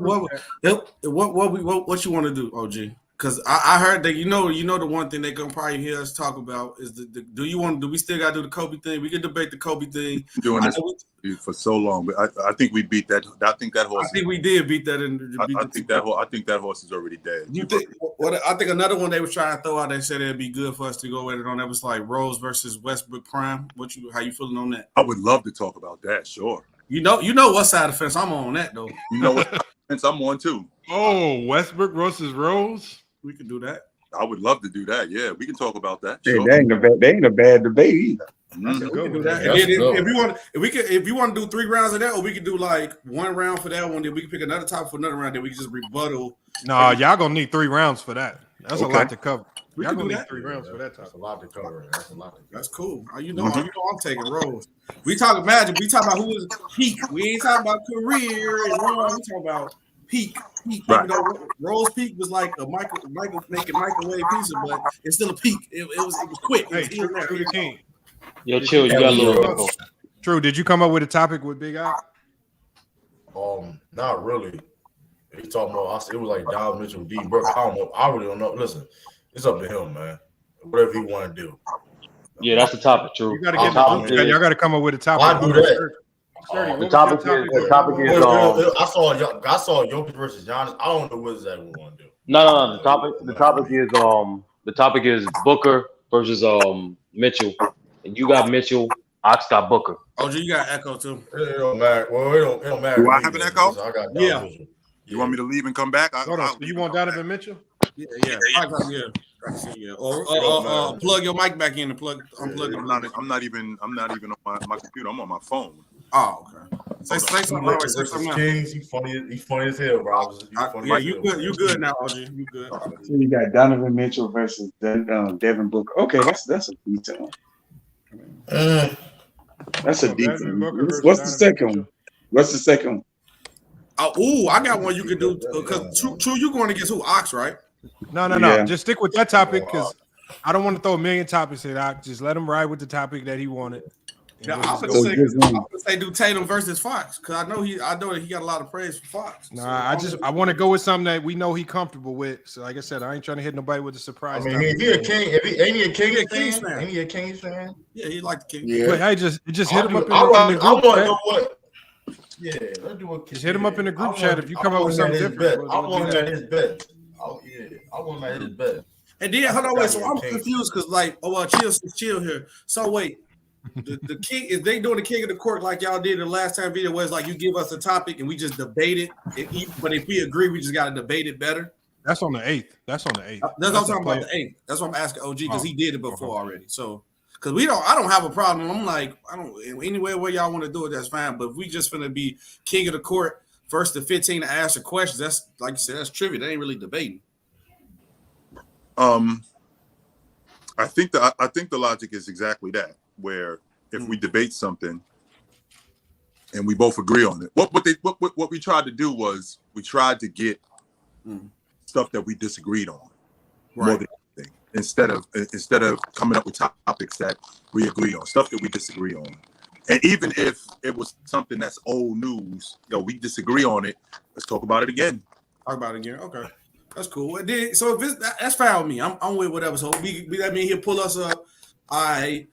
It's such and such better than who? Did you pick a side, something like that? Then you just like a minute big side. Okay, that's fine. Right. I'm with whatever. No matter what. Yeah, I'm not. Whatever y'all want to do is for fun of it, entertainment. And then, But tomorrow we doing head to heads for the rounds. We doing the head to heads. Okay. So that means it's just kind of like the face off event for the main event on the 8th. So we just doing because Ryan wanted us to do some WWE stuff. So we just talking smack. We're not really debating. We just talking. No. Tomorrow we doing debates. So like these, we doing our original debate style. We just doing it with the PC guys. Tomorrow is not the pre-fight, sir. Tomorrow we are. Okay, cool. Also, me and you going at it tomorrow then. Okay, cool. Tomorrow is not. We are not doing a pre-fight. No. Yeah. No. Y'all debating tomorrow. For us, this is the way we do our. We just using these debates and we just labeling it as the face off for the July 8th. But it is debates. It's head to head debates. And then we got Ticket and Young Africa. That'll be entertaining. That's the main event, right, Lamont? But that's Wait a minute. So it's only 3 debates. That's it. Oh, it's 4. I mean, that's the only people who said something back, really. So it was really Ox, Damo, Chill, OG Ben said he ain't had no problem with it. And Ticket. That's it. That's really who all said something. We can't. That's good enough. That's good enough. That sounds like a show. That sounds like a show. Yeah. That's a full show of debates right there. That'll make it happen. I want to see Low. What about more? Hold on. Hey, let's get back. Hey, Chill, what are your thoughts on the Phoenix Suns? What are your thoughts on the Phoenix Suns in free agency, man? You think they became the best team in the league overnight? I think they really surprised me and the guys that they ended up bagging. I will tell you that. I didn't expect them to. I'm a big fan of that kid from Brooklyn that they got. Yuta Watanabe, the Chinese dude. I do. I really dig him. He was shooting 40% from 3 last season. Kogi, I think he'll be better. They still got to get. They got Eric Gordon. They still got to get that point guard situation figured out. If you guys think that when we get into because they ain't just blowing everybody out, there are going to be some teams that they're going to slow the game down. And if you guys think that their primary ball handlers of both Bradley Beal and Devin Booker is going to be enough, and they don't have a point guard, you are sadly mistaken. Because Kevin Durant has already shown us that he could get cold. Yep. Not only has he shown us that he could get cold, he's also shown us that he could disappear. So we got to get a point guard that's going to slow the game down, that's going to get us in position where we could get good shots when the game gets helter-skelter. Because, once again, Devin Booker is a 2-guard. Bradley Beal is a 2-guard. These guys play off the basketball primarily. Yeah. And hold on, chill. We seen 2 guards run offense and win championships. Like Jamal Murray, for instance, ran the offense at times when Jokic went to the bench. Steph Curry last year ran the offense. I mean, Drew Holiday ran the offense. He's a two guard. These two guards are winning you championships. You're not. We don't. Hold on. We don't see no natural point guards who's like a Rondo who facilitates only. We don't see those type of point guards no more. We see two guards mostly that win championships. So by your You're logic, talking about Drew is a Jason Kidd type point guard. No, Drew's a two guard, bro. Because Drew scores and Drew plays defense. But Drew is not. But here's what you forgetting, though. Right. I'm just saying, like, now that logic, you got point guards in the league. Yeah, Like, but here's but here's what you're forgetting though. They still had teams where they had a main facilitator. So regardless of Jamal can run the offense for a little bit. I don't think Chill was talking about that. They need Hey, Chill. I think you got some crackling noise. Yeah, Chill. Your mic is I'm gonna get off this phone and I'm gonna get on the computer and I'm gonna come right back. Okay. All right, I got it. Yeah, keep the line open. Lamont, keep the line open. I got It's you. not about True. Look at your it's phone. not about That might be that. Oh, that's easy. That's easy. If you don't take that, that's easy work. I try to make it fair, SB. I asked my boy, but nah, that was a. I want where he comfortable, but he comfortable with that. Yo, tape. I want. Hold on. No, don't ask no questions. Just take it, True. Yeah, bro. People just put digging their own grave with stuff like that, bro. God damn. Hell, that is wild right there. Yeah. And Jamal not true point guard. Oh, he didn't say point. I'm older. I'm older. I just glanced at it. He's what? I thought he was talking about just point guards. What? No, top 5 in the league. I'm glanced at it thinking he just said point guard. Bro. Hold on, bro. Drew is not a point guard, bro. Yes, He's not, bro. Hold on, bro. Drew is not a true point guard, bro. It's no such thing as a true point guard. Yeah, he's been playing point guard since he got to the league. Yeah, but here's the thing: when you say, what's happening? So hold on, bro. Hold on. So hold on, bro. Because you just say he played point guard since he got to the league. And that 2018 year when he was on the Pelicans with AD and Cousins, wasn't Rondo playing point guard? He was playing shooting guard. Yeah, no, there was times where they did play together and he was playing the shooting guard, but you got to look at it for the majority of his career. You get what I'm saying? Like, for the most part, he's been like the point guard for most of his teams. Sometimes he plays the two, like just depending on matchup. But if you really look at his career and you watch it, for the most part, he played as a one. Now, does he have all the skill set as a one? Not really. Like, he's kind of like up and down and inconsistent as a true point guard. But for the most part, as his role in the league, he's played as a point guard. You can't say that he's played as a two guard. You can't say that. Played. I'm looking at it right here. He's played the majority of his career at the point guard position. He's only played 3 seasons as a shooting guard. Right. And he's like almost 15-year vet. Right. And that being said, too, though, when you say, well, they don't necessarily need a point guard, they be teams when we're running these quote unquote two guards. That's not necessarily true because those same teams that won had a main facilitator. Mm-hmm. Yeah, Jamal is a point guard, whatever. He's not maybe a traditional point guard per se, but Jokic is the main distributor, facilitator of the team. He's running the offense. I just the think problem with the Suns is they don't have that. You know what I mean? No, I think when you got a lot of high IQ players, you can run the point guard by committee. Exactly. You don't need a true point guard when you got that much high IQ out there. KD's high IQ, Booker's high IQ, Bill's high IQ, and if you have enough IQ out there, you can kind of get it done. Maybe run Booker. That was the point I was trying to make. Like they all could be their own play. They could all make up for the playmaking together. Like all of them together combined to make up for the playmaking. I can't see your name, so I'm not name. I'm just saying K. So if you don't, a lot of who are a point guard in the league to you? Who is a point guard then? Because I'm trying to consider. If you say Jamal Murray's not a point guard, so who is a point guard to you in the league? Guys like I'm saying, name me 5 point guards that you feel like who are a true point guard. I mean, who played a point guard position to you in the league? Not say true point guards because it's a different league. So who are the 5 point guards in the league to you if Jamal Murray is not one?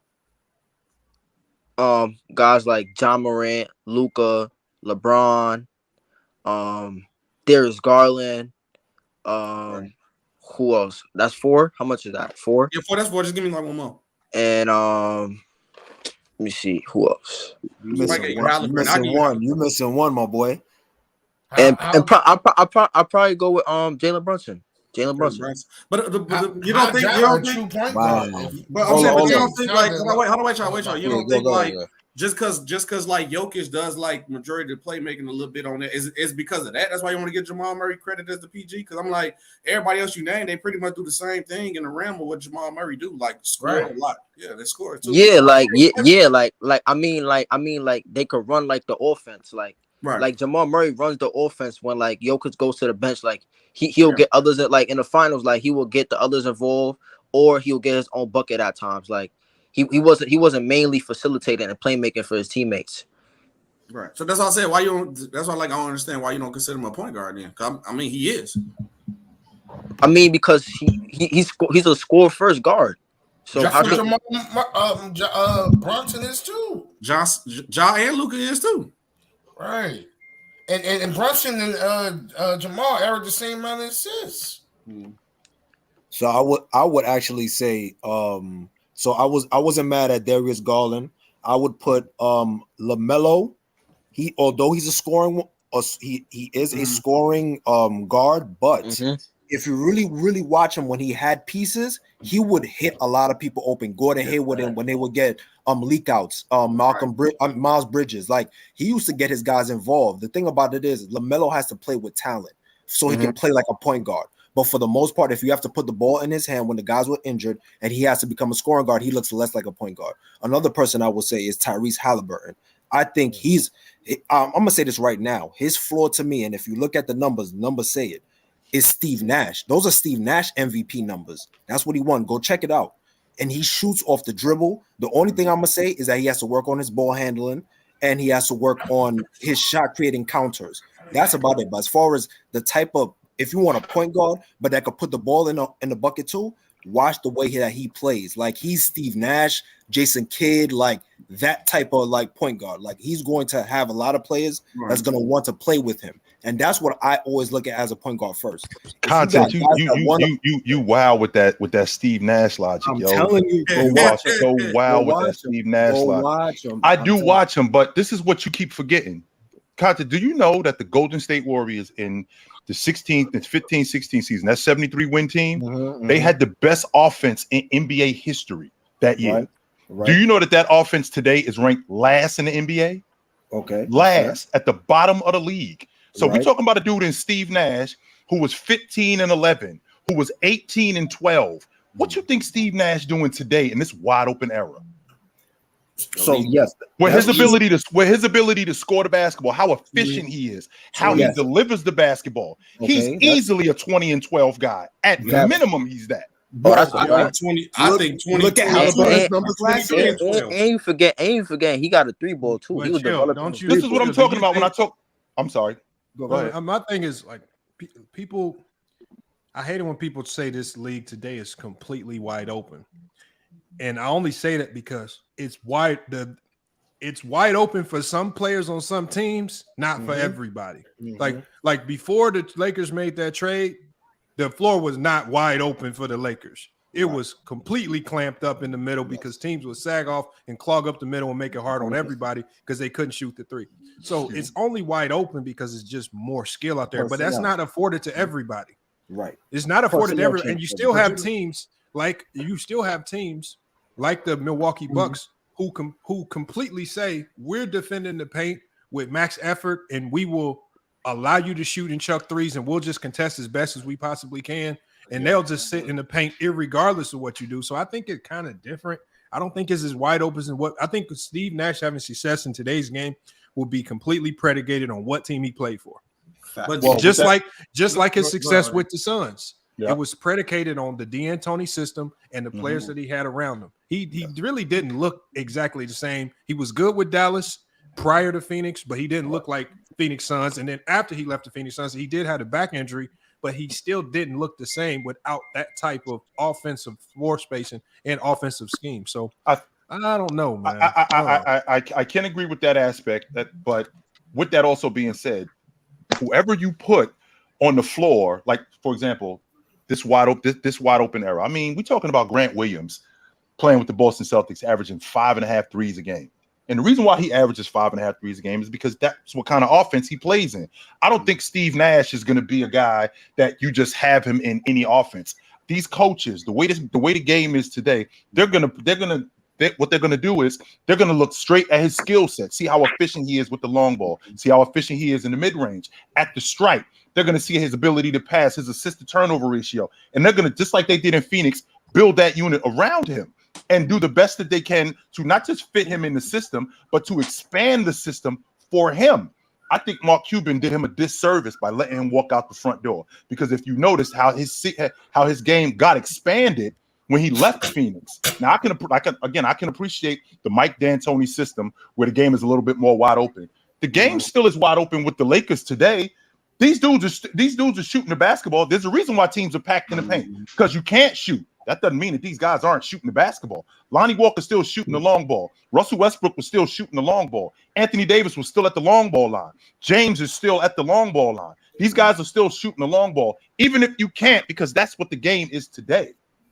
Yeah, and I also think with Nash, the game today is actually predicated and benefits his style of play, the fast pace, the playmaking, the shooting, and I think he will get more points because, like, even that D'Antoni system, you want to give credit to the D'Antoni system. We've seen James Harden go from one of the greatest scorers of all time in this era with the D'Antoni system too. I'll give you that, but it being wide open for him to operate. You don't think you give the free rims and you take the chains and the leashes off Nash and let him operate and play his game to his greatest, because that's all the Suns really did. Is just open his game. I'm gonna counter that.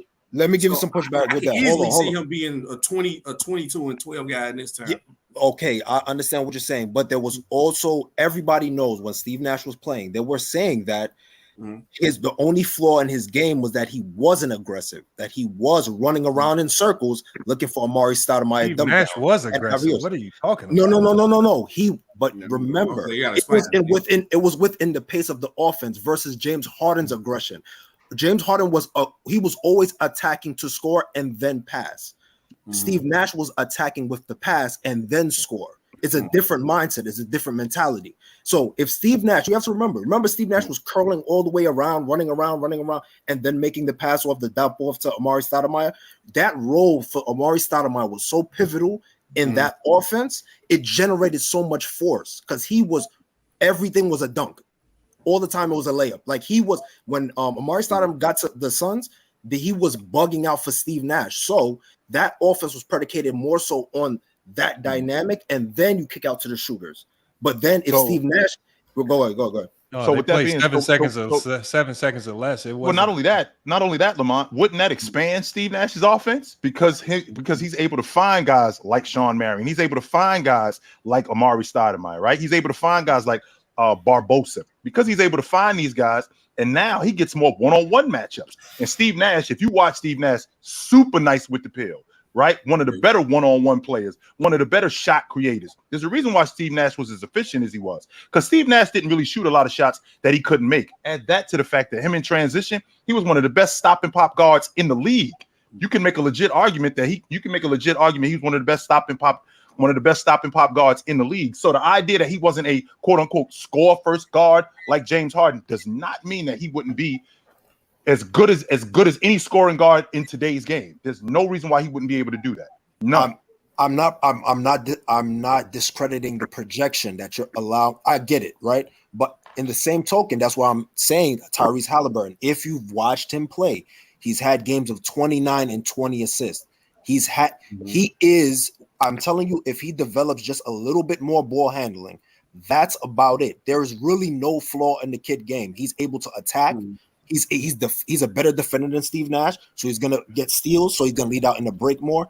And if you watch, he's getting people so open. He's toying with people. It's really ridiculous. You gotta watch him. Chill. I'm telling you, I am not talking like this is not like I'm not talking. How can I say, like, I'm not bloviating about him. Like, the kid is raw. He is. No, we know he's good.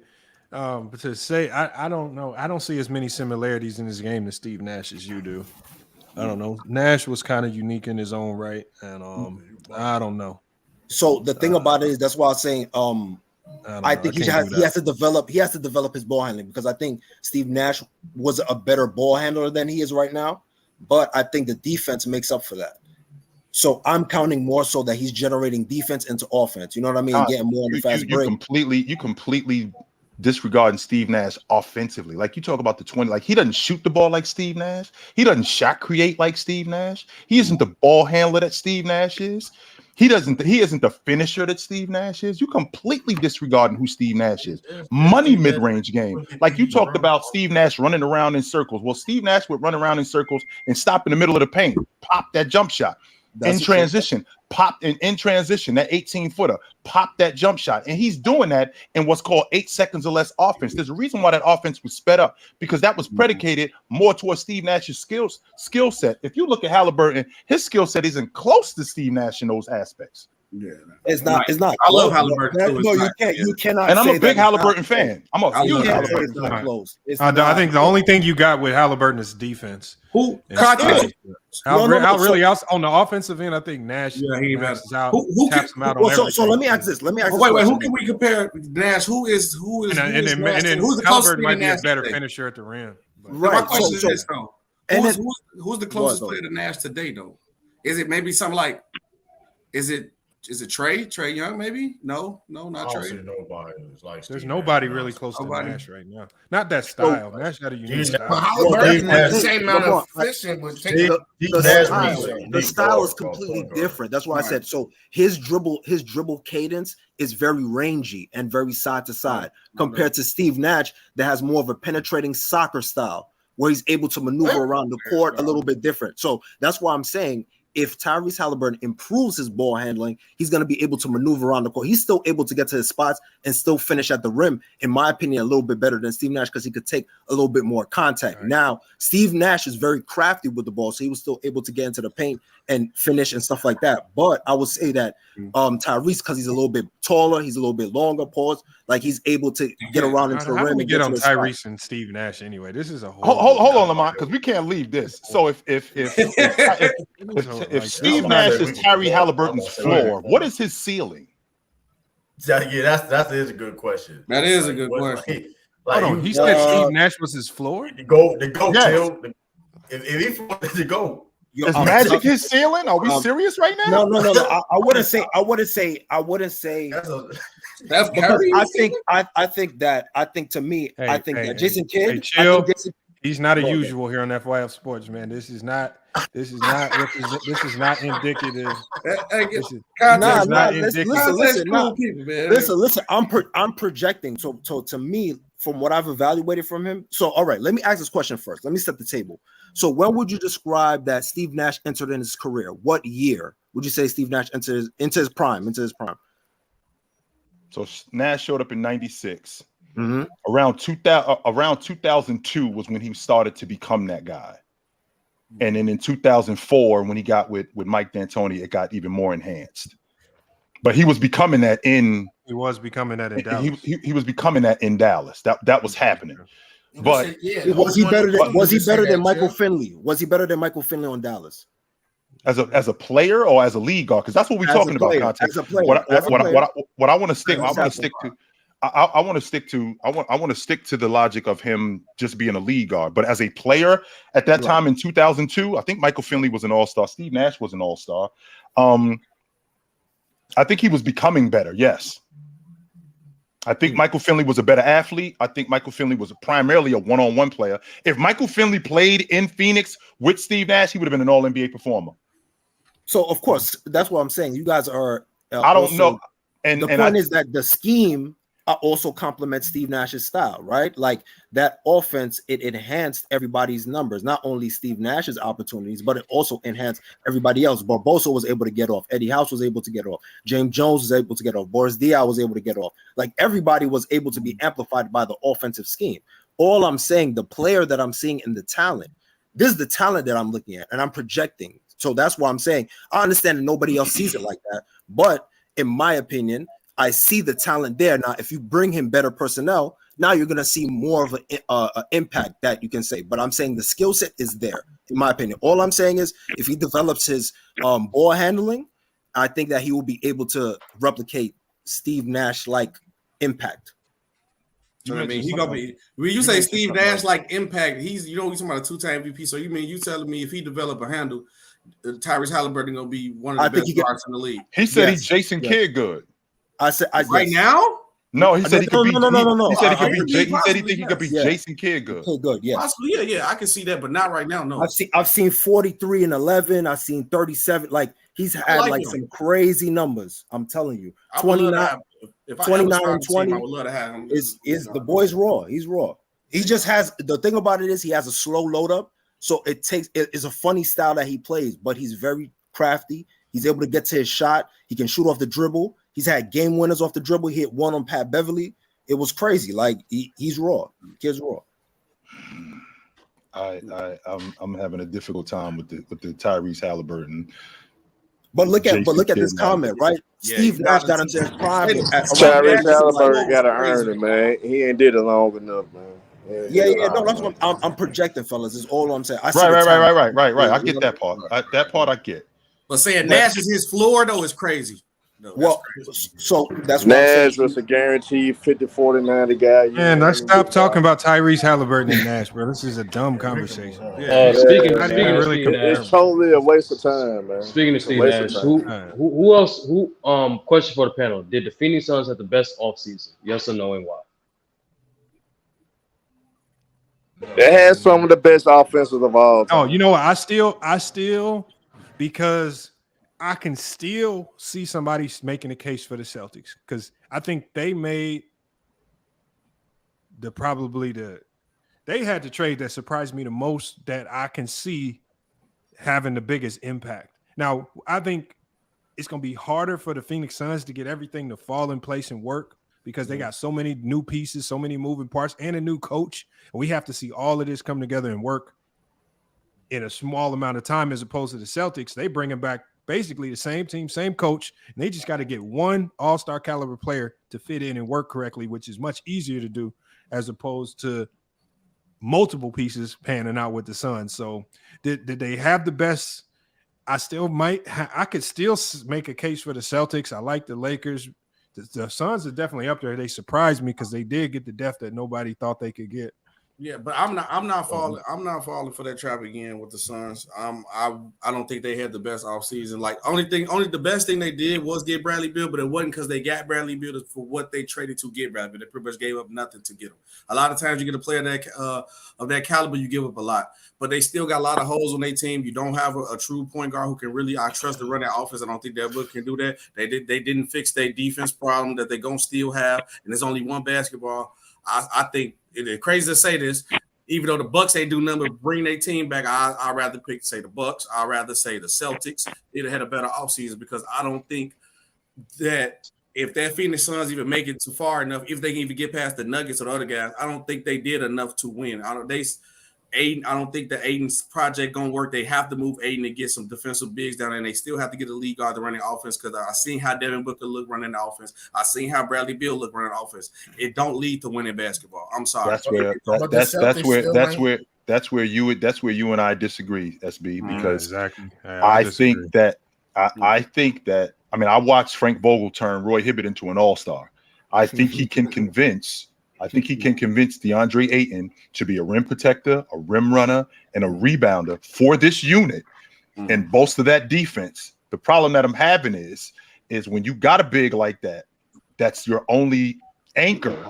I do need some perimeter defense. I do need these guys to at least try because we're not going to beat guys scoring 125, 130 a night. At some point, we got to slow somebody down.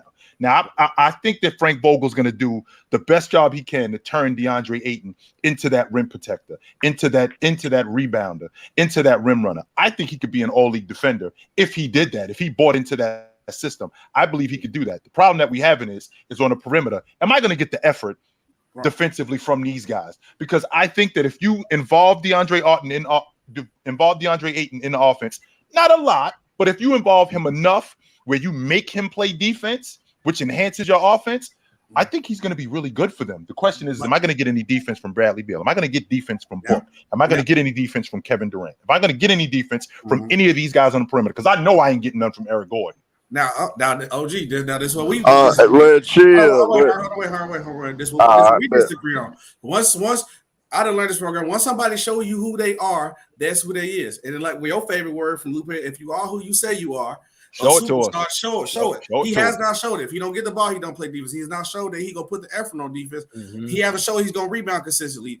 I done seen a man get beat and abused. So I'm not finna go off ifs. It's too many ifs on this team, and we also. You can't 100% know that this depth gonna be consistent enough. You're not gonna put a bunch of minimum guys together and a bunch of superstars with a bunch of ifs on health, ifs on defense. You got a big who needs to play the role of a Roy Hibbert who never played Roy Hibbert a day in his life. It's not. That's my problem. But SB, we've seen players like I give you an example just this past year, but Michael Porter Jr. Michael Porter Jr. almost had to kind of completely change who he was as a player to fit in with this Denver team. He had to focus on getting better defensively, and he had to settle with, I got to take less shots because of Jamal Murray and Jokic is out here, and Jokic is always going to move the ball around and make sure it goes to the right player as opposed to just forcing it to you so you can get your shot attempts up. And we saw Michael Porter Jr., like with good coaching, you can get a guy to buy into a different type of role. And I think what Chill said makes a lot of sense. If Vogel can convince Ayton that, look, we love you, we've already paid you, you with us, you are a guy, but the role we need you to star in is just different. That's what. Remember, this is what the best coaches in the league can do. They gave him a ton of money. It's his job to control egos and start coaching these guys and get them to buy into their role. He fails this year as a coach if he can't. Do you believe he buy in? He can. Do you have the ability to do it consistently? SB, I watched Darvin Ham talk Russell Westbrook into coming off the bench. Anything is possible, brother. Hey, bro. What happened then? Y'all might be right. But I watched Darvin Ham talk Russell Westbrook not only into coming off the bench. You're gonna be productive coming off the bench. And Russell Westbrook ended up being in the sixth man of the year conversation for a long time. So if Darvin Ham can do that, and I think Frank Vogel is a better coach than him. He is. Yeah. Hold on. I'm sorry, SFM. I'm sorry, SFM. What you got, man? Bro, who said Devin Booker couldn't run point guard? We all saying that. We all saying that. But you want to know who position? All right. So look. When Devin Booker is running point guard in the playoffs since what year they went to the finals? 2021, I think. 2021. Yeah, 21. Yeah, do they have a positive record when him running point guard in the playoffs? You talking about when Chris Paul ran point? You talking about when Chris Paul was on the team as a lead guard? Nah, Chris Paul missed 2 games in a row versus the Clippers, and Devin Booker had to go play point guard. 2 games? Come on, B. What we talking about here, That's man? not the only games he missed, bro. Stop being low. Stop being low-minded, bro. You feel that pressure? Low-minded. You just said he had to run a point listen. You're not even letting me finish. Go ahead. He's played. It's been many more games, bro. He played point guard, and Chris Paul didn't play in the playoffs. Which one? You feeling that? Bro, listen. Just because I'm beating on your chest trying to see if some harder in there, bro. Just calm down, bro. Calm down, bro. I'm just trying to see if you going to make your statement make sense, bro. But anyway, tell me how Devin Booker can't run point guard and we got a positive record in the playoffs with him running point guard. Your logic is 2 games. That's all you get. Do y'all think Phoenix need a guy like JaVale McGee? Hey, Herm. Hey, be quiet. I got the red carpet right now. Yeah, nigga, you don't know shit about basketball, man. I don't know. I don't even know who is this, Lamar. That SFM, man. Hold on. Keep going, my man. Keep going. Did we lose him? SFM, go ahead. This about your team, nigga. Go ahead. Continue to cap about the Suns. I thought y'all in the chat. Go ahead, SFM. Go ahead. He must got a different picture. If that's the SFM, I think that is the one I'll be talking about. Kobe. Then I know. Did we lose him? That's the one. Well, he the biggest Devin Booker fan that I know. So go ahead, SFM. I think we lost him. Yeah, he lost, but no, he's still there. He's right there. He's still in there. Yeah, you can't hear him now. He'll come back. I'm about to say his mic might be trash. All right, my SFM, pop out, come back in. I didn't see the picture. Hop out and come back in. SFM. MJ wrong. I didn't see the picture. SFM usually have like the Kobe picture or something. That's why. That's something's why. wrong. He probably created a new page. Yeah, a new account. Yeah, I know. SFM, he want to be always yelling about Kobe. Yeah, I know who he is. Kobe is that guy though. But anyway, Is that him right there? No. I put somebody else in. I just pulled up Pope. That's all. But yeah, now what you were They saying? do, fella. I was saying, do you guys believe that the Suns need to get a guy like a JaVale McGee to try to bolster up their front court? Do you think they could get a guy like JaVale? That will help. Yeah. Metu wasn't bad. Metu wasn't bad. He was rotting away on the Kings bench anyway. No, he was on the Mavs bench riding away. So I think Jamel McGee. Yeah. No. Also, I think the Suns need to go after JaVale McGee, and that might can help out Aiden. I don't know what will help out Aiden because I think he is what he is. But if a coach can pull it off, though, I do agree with Chill on this in a way that Frank Vogel probably could pull it off. He could try to make him into a Roy Hibbert caliber type of player and get that same type of effort. Hibbert was dominating the boards. It was the Suns got 3 centers. They got 3 centers under contract already. I think the options that they have are pretty decent coming off the bench. Drew Eubanks is high energy, good. He can score. He can finish around the rim. He has good hands. And Metu has a good touch around the rim. He's super aggressive. He goes at a ton of people. I don't know why he didn't get more take in Sacramento. I like them too as it is. Like they got the centers, and you still got Ayton at the center spot. Like your center spot is cool. I think he should play the 4. I guess I'm on that need a championship presence in that front court. McGee got that. He got some experience, and I think he'll fit well with them because that'll be the veteran presence that they need. But I agree with you, Lamont. I agree with you on that, though. I don't see a need for a big. I mean, I think the only thing you can really point to with this roster is that they don't have. I mean, they still got Campaign. I think there's some contractual stuff they might have to work out there, but they still got Campaign there. He wasn't bad at the point guard spot. I mean, so no team with Cameron Payne only winning. So who think this was a good trade for the Suns? Talking the Bradley Beal trade? Yeah, Bradley Beal going to the Suns. They got him for nothing. They did get him for nothing. They got him for. You're right about that. They got him for nothing. Yeah, they got him for free. You can't take that. You cannot take that trade, fit or not. But no, because it's not for free when you think about it, because you got to pay him, right? So now that's money off your books for you to be able to sign more people. I think they should have used that money once they got Chris Paul up out of there. They should have used that money to build around KD and Booker. I mean, it was enough pieces. You go put a Bruce Brown with them or something like that, somebody who got that you know, they need a guy like a Caldwell Pope, Bruce not Brown that simple. type of player. But it's not that simple when you already over the cap. And even if you just let him walk, Chris Paul walk, you still over the cap. So just signing free agents is already going to be an issue as it is. So you have to make trades to get the talent you need unless you're trying to sign guys on minimum deals.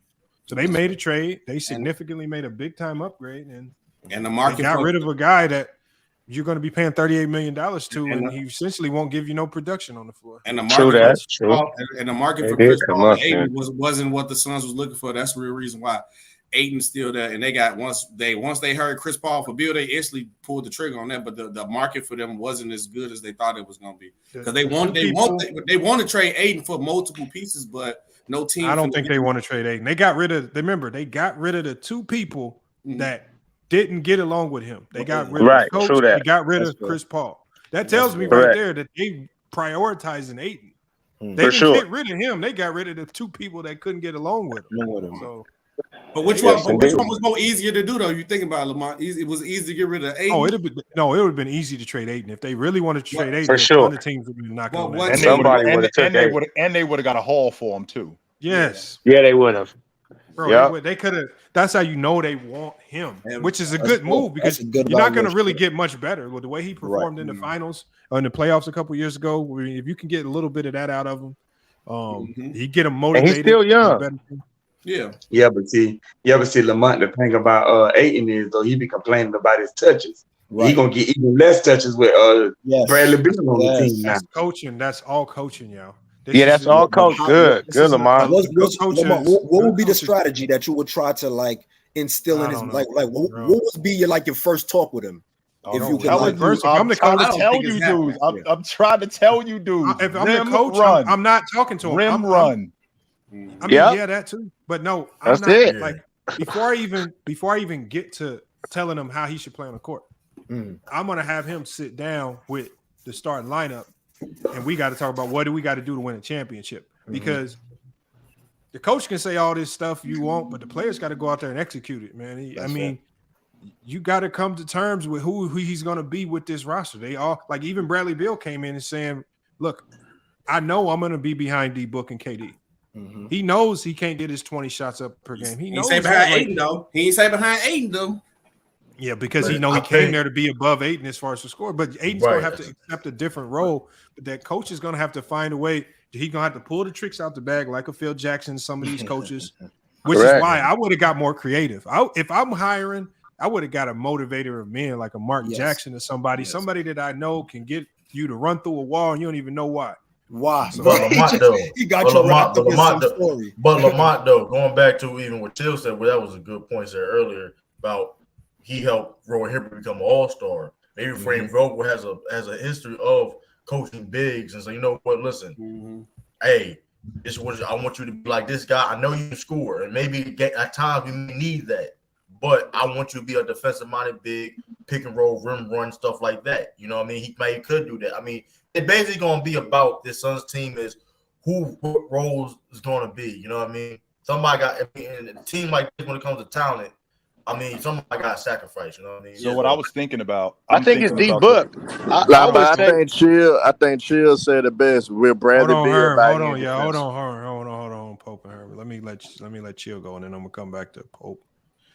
So Lamont, what I was thinking about the Bulls in the early 90s. And what I want to do is I want to combine the two. So if you remember with the Bulls in the early 90s, what they used to do early to keep Bill Cartwright engaged in the game, they would go to him early for buckets just to get him going and to keep him involved in the game early.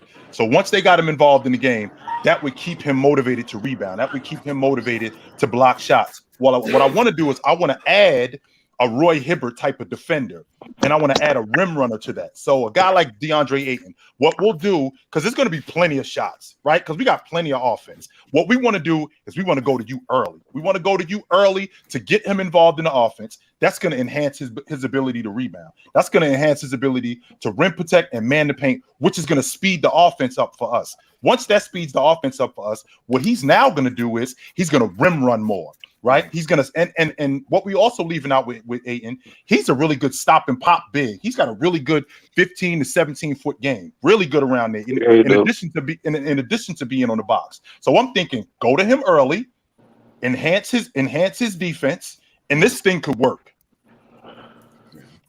Chill. This is what I said with the Suns. I says we can sit here and talk about all the reasons why it don't work, but if it do work, the league in trouble. Yeah, we can say that. If but the only problem is like they can win for the next 3 years. Only thing that's like I can agree because I think the role that y'all said Aiden was already doing it, but I think like his man says like Chris Paul one of the greatest playmakers of all time, and I've seen multiple times Aiden rim run or be right under the rim, and see not getting hit, and then that's what he do what he do. So that was like I don't want to force feed him the ball and misplace the offense just to make him happy for him to play his role. I do. When you got a player pouting, Frank Vogel's the coach though. Frank Vogel's the coach. Whenever you have a player pouting because they didn't get the ball in a certain scenario, you always have to look to the culture of the team and chemistry because that on good teams that don't happen. Nope. And then remember this year with the Warriors, we saw that more with the Warriors than we've ever seen. Steph Curry pouting over Jordan Poole, Klay Thompson pouting over Jordan Poole. His mouth guard out. And what ultimately ended up happening? Their culture was bad. Their communication and it's just camaraderie as a team was bad, and they ended up getting ran out the playoffs by the Lakers. So whenever you start seeing that, you got to look to it starts with coaching. I think that's why Monty was out of there. It was too many bad. And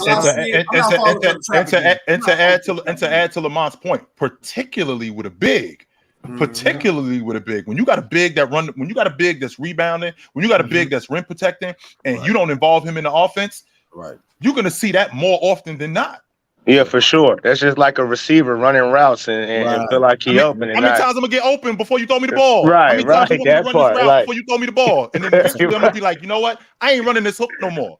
You see what Randy Moss was doing when he got to the Raiders. I tell you what he will do, but if you start looking for him more, he's more apt to go across the middle. He's more apt to run them deep routes. You know why? Because you're looking for him. Same logic with Ayton. Same logic with Ayton. Now, fellas, Devin Booker gonna have to be a playmaker. I will see y'all tomorrow. I will lead y'all to it. All right, Chill. I'll see you dudes tomorrow. Out. Hey, but yeah, I think Booker in this picking up Bradley Beal, and you got scores like Kevin Durant and Bradley Beal, and Booker is to me the better playmaker out of those two, out of three of them. And he can, I mean, old boy whatever his name was, he can run the PG. I mean, in this positionless basketball type of era we in now, anyways. Right. He can do it good enough, but he got to commit himself. Like, okay, I got Ayton who running the floor. I got KD on the wing, but that take it back to Lamont said it's about coaching. So if Frank Vogel make that known, okay, look, I need you to do this, Book. I need you to get everybody involved. We going to KD a couple times first, Ayton, pick and rolls, shit like that. Bradley Beal, you're gonna be the third option. Yeah. Not to harp too much on the Suns though, because I know you talk about Suns too much. But what if the Heat pull this Dame thing off? I think that's why I can say I could look right instantly and be like, okay, now it's gonna be problems because I think Dame come right in. And I don't think that he would be a problem as you think. Because they don't have no depth. Me neither. Yeah, why is it because they don't their team dynamic or yeah. just No, they don't have enough depth.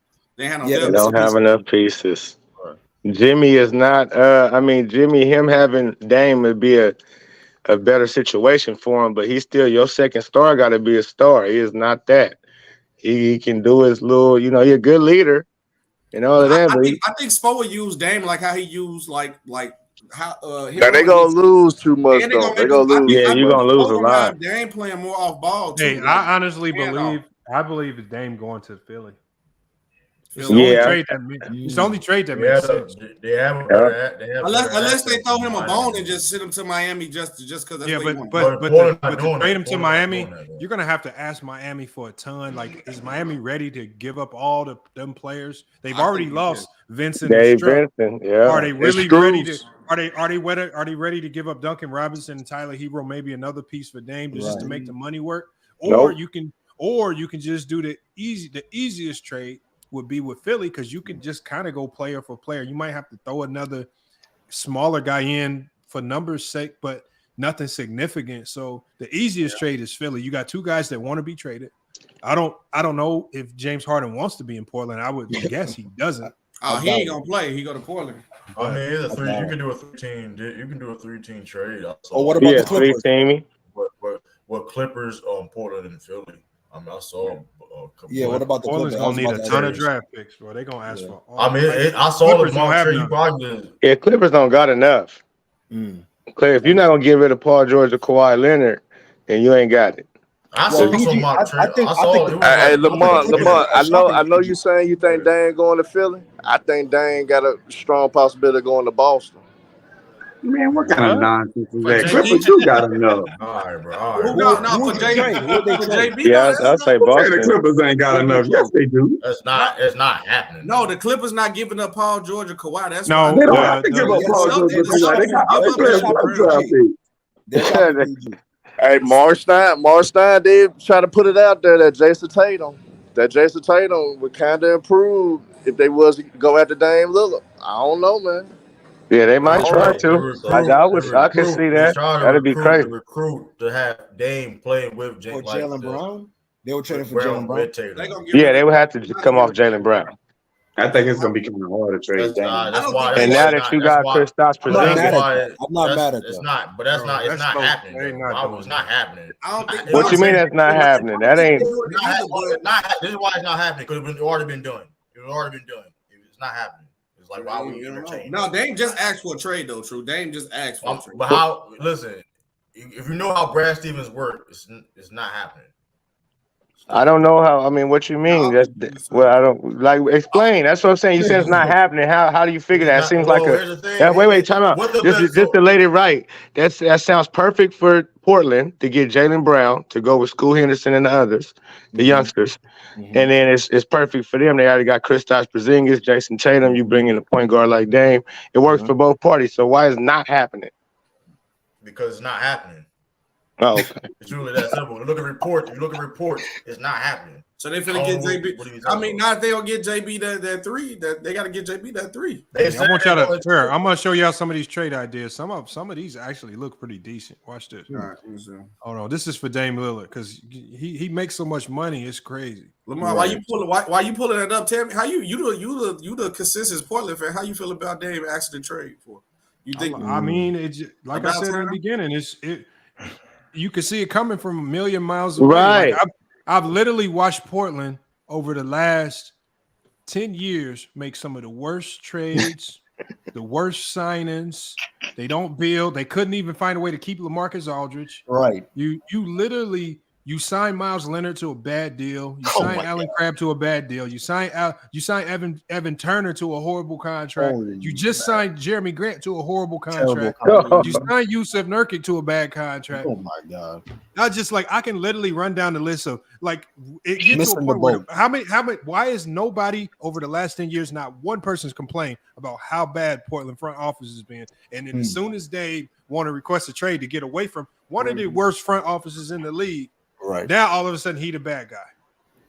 Well, I'm not going, man. But the thing about it, he gave Portland everything he got. Yes, I've watched this man be Superman in multiple moments. Yes. Just because he got this team to the Western Conference Finals. I want y'all to think about this. I want y'all to tell me. Can y'all tell me that starting lineup? Can anybody remember anybody of significance on that roster that got to the Western Conference Finals other than Dame and CJ? You know what I'm saying? Myers Leonard. Yeah, man, that's what I'm saying. They screwed this up. They screwed it up, man. They screwed it up. I agree 100%. But I think Larry Nash Jr. wasn't he there too? Yeah, they gave Hassan Whiteside a whole bunch of money. That was a bad move. Yuck. Yeah. But the pushback is that Dame was talking on two sides of the coin. There was certain years he was saying, "Yo, I want to build whatever the GM wants to do the front of. I'm riding with y'all." And then he would have moments where he wants to push for a trade, get me out of here, or he would say, "Yo, I need you guys to make better moves." And like you said, the Trailblazers missed the mark so many times. So I think it was just a toxic dynamic. Like he was trying to remain loyal, but the moves that he was he should have let them have CJ get traded at a certain point. They maxed out at a certain point. So I don't know. I think both sides are at fault. It's too long for this to have taken to happen. You know what I mean? Both sides ain't at fault, man. Both sides, they've made horrible moves. I agree. Horrible moves. They even with Anthony Simons' contract, they saw Simons have a few good games, and they messed around and just jumped off the boat, just overpaid the shit out of him. What they pay him? He had more than a few good games. Come on, bro. He had good games. I'm gonna tell you this is when Anthony Simons has a good game. He has a good game at the end of the year when the team is tanking. Yeah. and they playing the Houston Rockets. He might score 45. He go then they'll turn around the next night and play the Spurs and he'll drop 37. Right? Then they'll go to the Eastern Conference and play some scrub over there. But then I feel you. I know what you mean. He get and then when the Boston Celtics come in town, all Simons. 6 points, 3 rebounds, 2 assists. What the hell are you doing? Man, he didn't have a good season last season. Lamont Anthony Simons didn't have a good season. Simons is Taylor Horton Tucker, man. Oh, nah, that's crazy. Wow. Thomas is overrated though. Nah, no way. Nah, I'm not giving him that. No, he's a potential future all-star level player. I think he'll be better than CJ McCollum for the Portland Trailblazers. I think he is that mental talent. Yeah. Better than CJ. CJ was nasty over there. Yeah, that's what you mean, because Simons could hit that three. He can hit the three ball it's kind of spooky the way he kind of plays a little bit similar to Dame. I don't know if CJ is. It's like night and day how good CJ is compared to Simons, man. It ain't even. Man, I'm about to say, because I'm like, CJ was a dog. Anthony Simons talking about what he could exactly, bro. Stop. So you gotta factor that into the case. You can't just. I understand what you're saying right now. Like for what CJ has been done, he had to develop though. Let's be for real. He was definitely a mid-range monster, and that kind of hurt them because the ability that he couldn't shoot the three in the beginning of his career. It helped. It hurt the Trailblazers. They didn't do it realistic. Hey, that game against the Clippers, this Boston got the best package for Dame, three. man. Hey, you slipping, bro. Against the Clippers, Anthony Simons like pretty much dropped like 8-9 threes by himself. Didn't miss for like most of the game in that game, and won the game. He's all right. It is He's what all it right. is. It is. It's not bad. They said Spurs was rumored to be a third team. This trade right here don't look bad though. That's not bad, actually. What? That looked bad for the Portland Trailblazers. That what that does. No, what for Portland? Nah. Hold on, for Portland, look how many first round draft picks. Yeah, they got 6 first round. Yeah, that's actually really good for the Blazers. And they get Nikola Jovic. Yep. Yeah. But why would the Spurs do that trade? Them the Spurs draft pick. Why would the Spurs trade? You got to start building around your franchise and Victor. You got to start building around him. 2 of those draft picks. Hold on. Yeah. So this right here, only 2 of the draft picks of the Spurs. The 4 coming from the Heat. And the Heat will get Lillard and Devontae Graham. And then the Spurs will get Tyler Hero. The Blazers will get Lowry as a salary dump.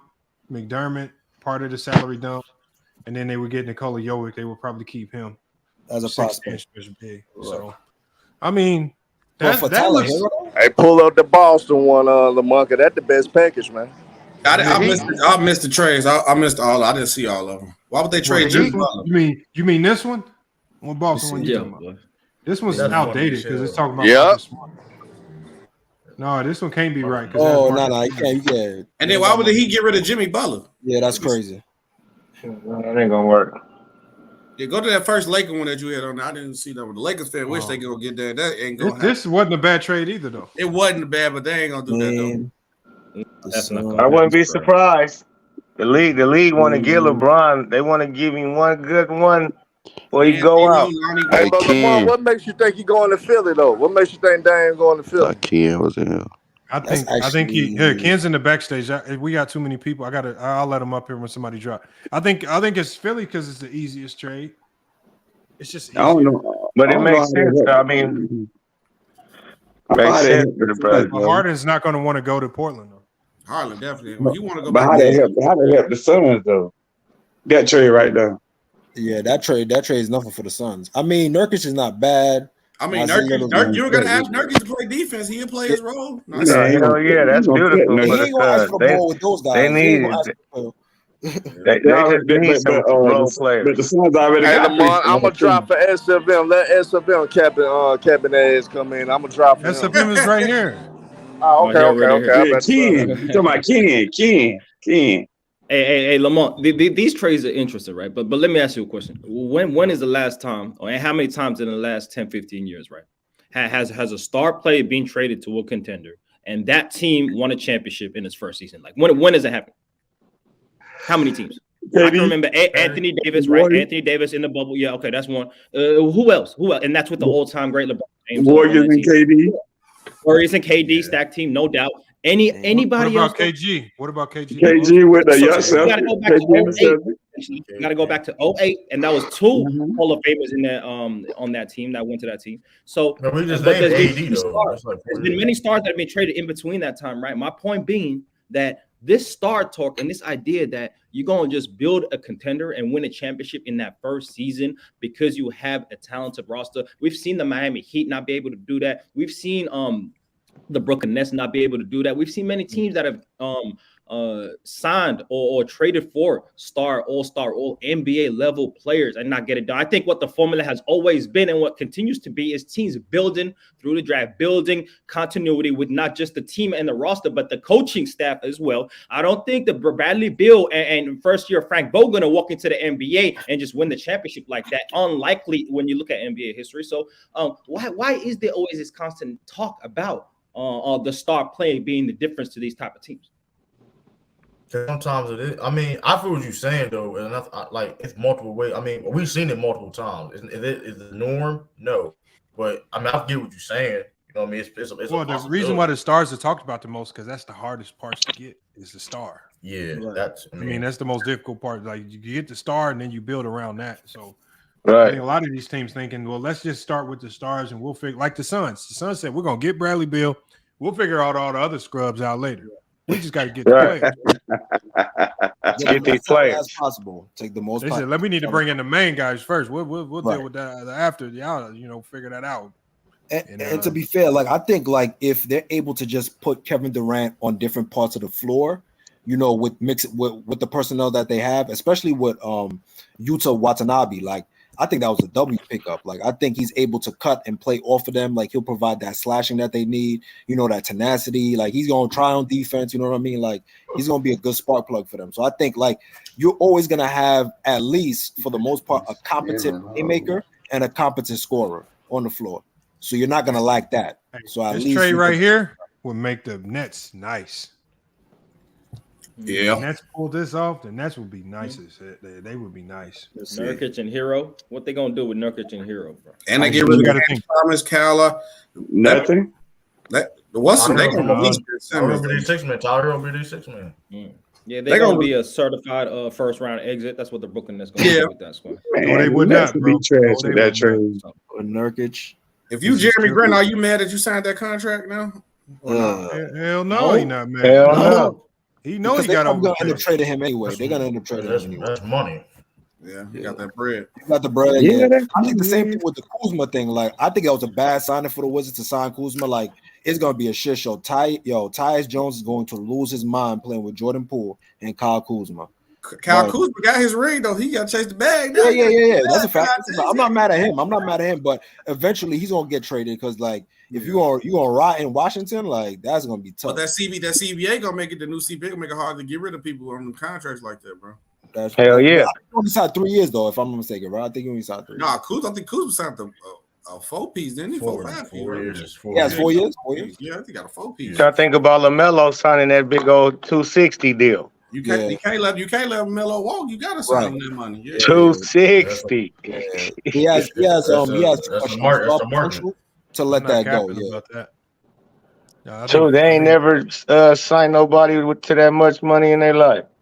Well, salute to Miles Hey, Bridges. Cap- You know what I mean? Being Cap the keep odds getting get a up, second chance, man. Hopefully, he's able to do his thing because he was putting up some buckets before all that situation happened. To him. That nigga was just ball hogging. He was playing out of his own self. If you really know, that ain't how he played. He was doing that. No, the Miles Bridges. That second year, Melo's second year, Miles Bridges' contract year, he was doing that to get a max deal. He was playing selfish basketball and trying to just do his own thing and get his numbers so he could get a max deal, which he lined himself up for it. He just took himself out of it. Yeah. So you think that he's not really like that? You think that he was just being force fed, to get his bread? You don't think? Correct. Correct. Okay. Correct. He playing for contract years, but see, he played better Melo's year one. If you really look at how he just played with the flow of the game. Gotcha. Okay, that's fair. Hey, bro, that sounds stupid, bro. You sound stupid, bro. Y'all would just say anything just to hate on anybody, bro. Like you sound stupid. What are you talking about? Talking about he can't force feed. Talking about that ain't really him. Talking about Miles Bridges and shit. Yeah, that's what I'm asking. Right, So I'm like, correct. oh damn. I don't remember too much ball going on. Bro. He did. He was feeding off LaMelo a lot. Bro. No, he wasn't. Bro, stop it, bro.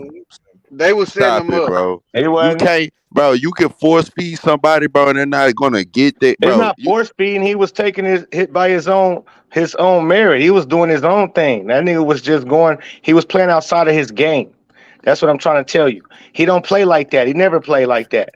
Last year, and he was playing good, bro. He was playing good, bro. He wasn't playing good. He wasn't being efficient. No, he wasn't. Go look at his numbers. He Go was look at his playing numbers. good, bro. Go look at his numbers He was because he playing wasn't good, being bro. efficient at all. You can say he was playing good all you want to. I take Miles Bridges over DeAndre. He wasn't efficient. His 3-point percentage went down. His if I can get Miles free throw Bridges percentage on went the down. Suns, So I will take Miles Bridges over DeAndre Ayton any day. Oh who God. care over DeAndre Ayton? That's not saying a lot, sir. You I said know that like that that ain't was saying saying a a lot. lot. Ayton ain't Hey, shit. y'all, hold on. Ayton Yeah, the ain't a numbers is shit. right here.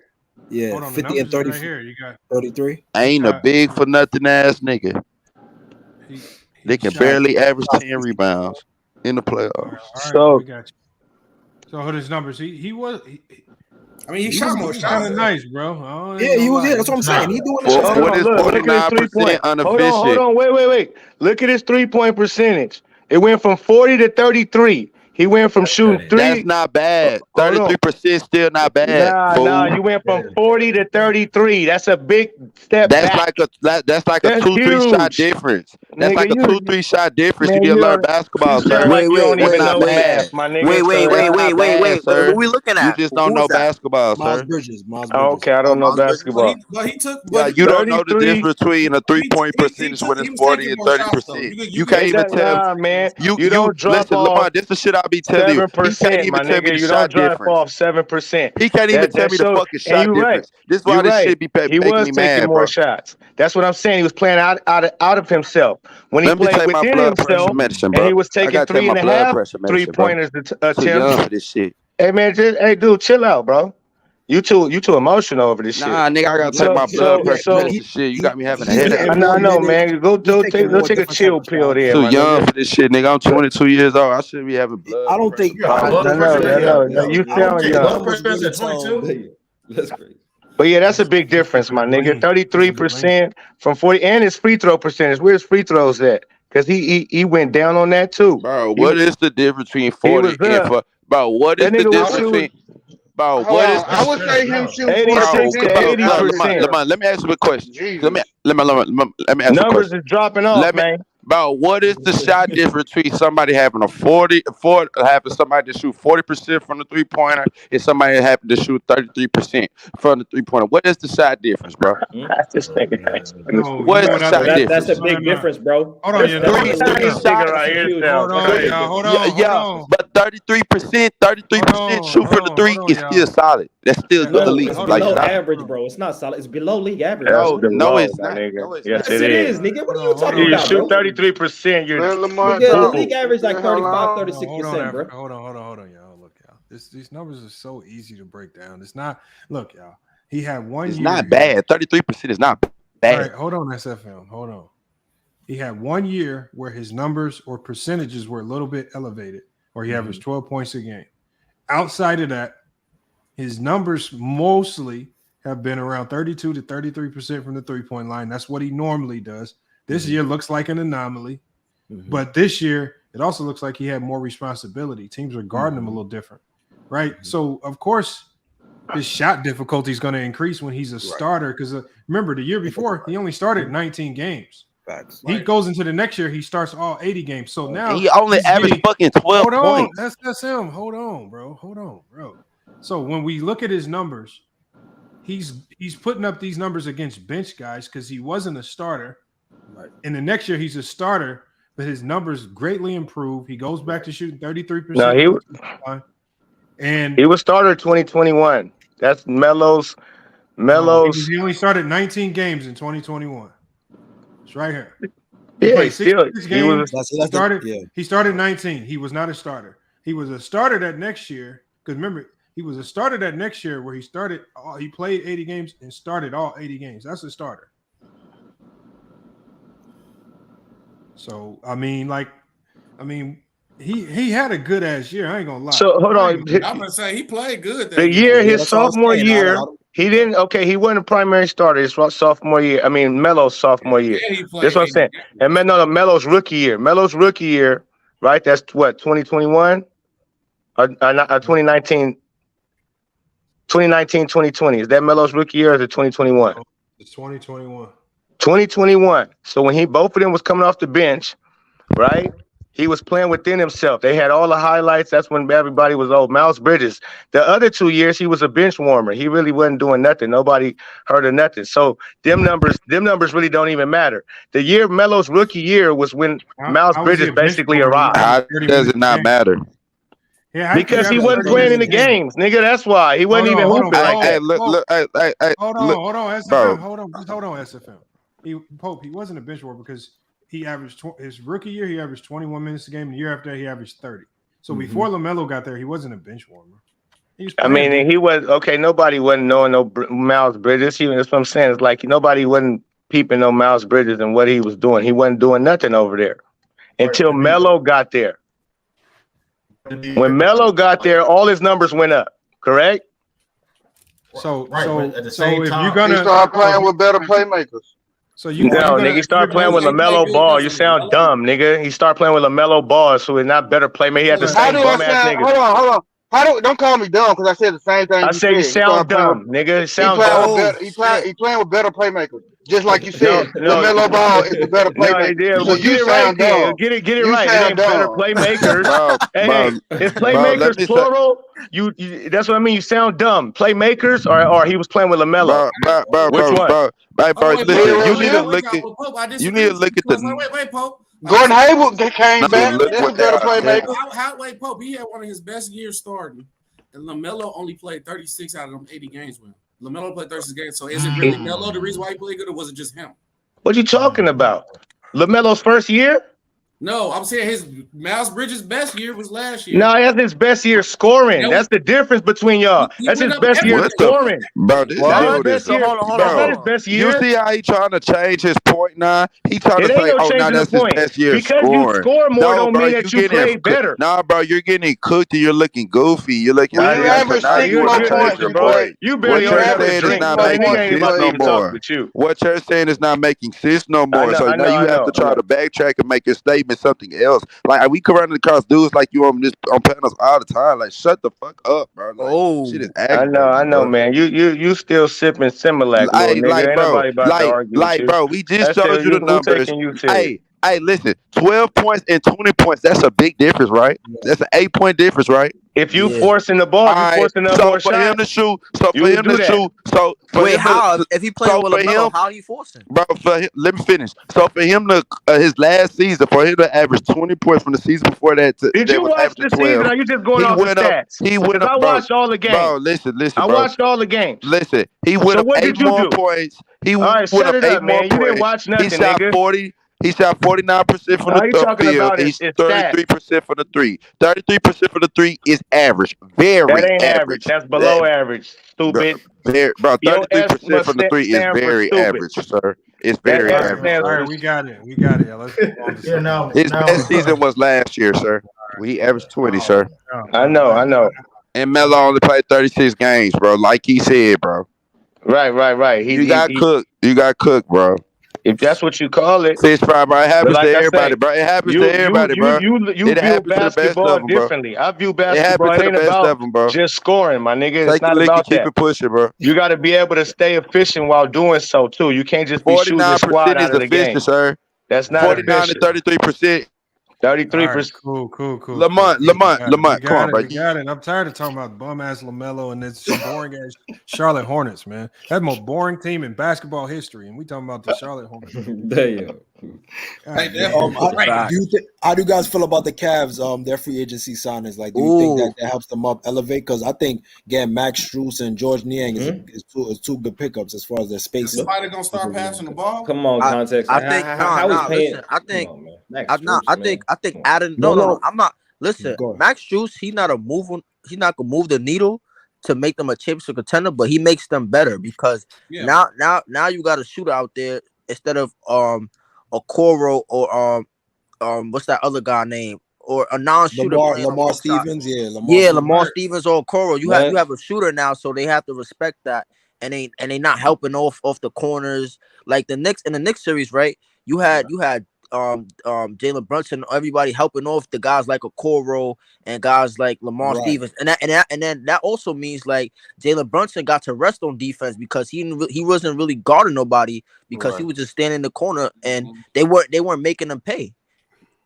Yeah, that's a fact. I agree on that. That's good. And I think you got to convince them to pass the ball. Garland and Donovan Mitchell, that ball stick with them a lot, man, and they kind of shot themselves in the foot because I feel like they could have used the big man more offensively.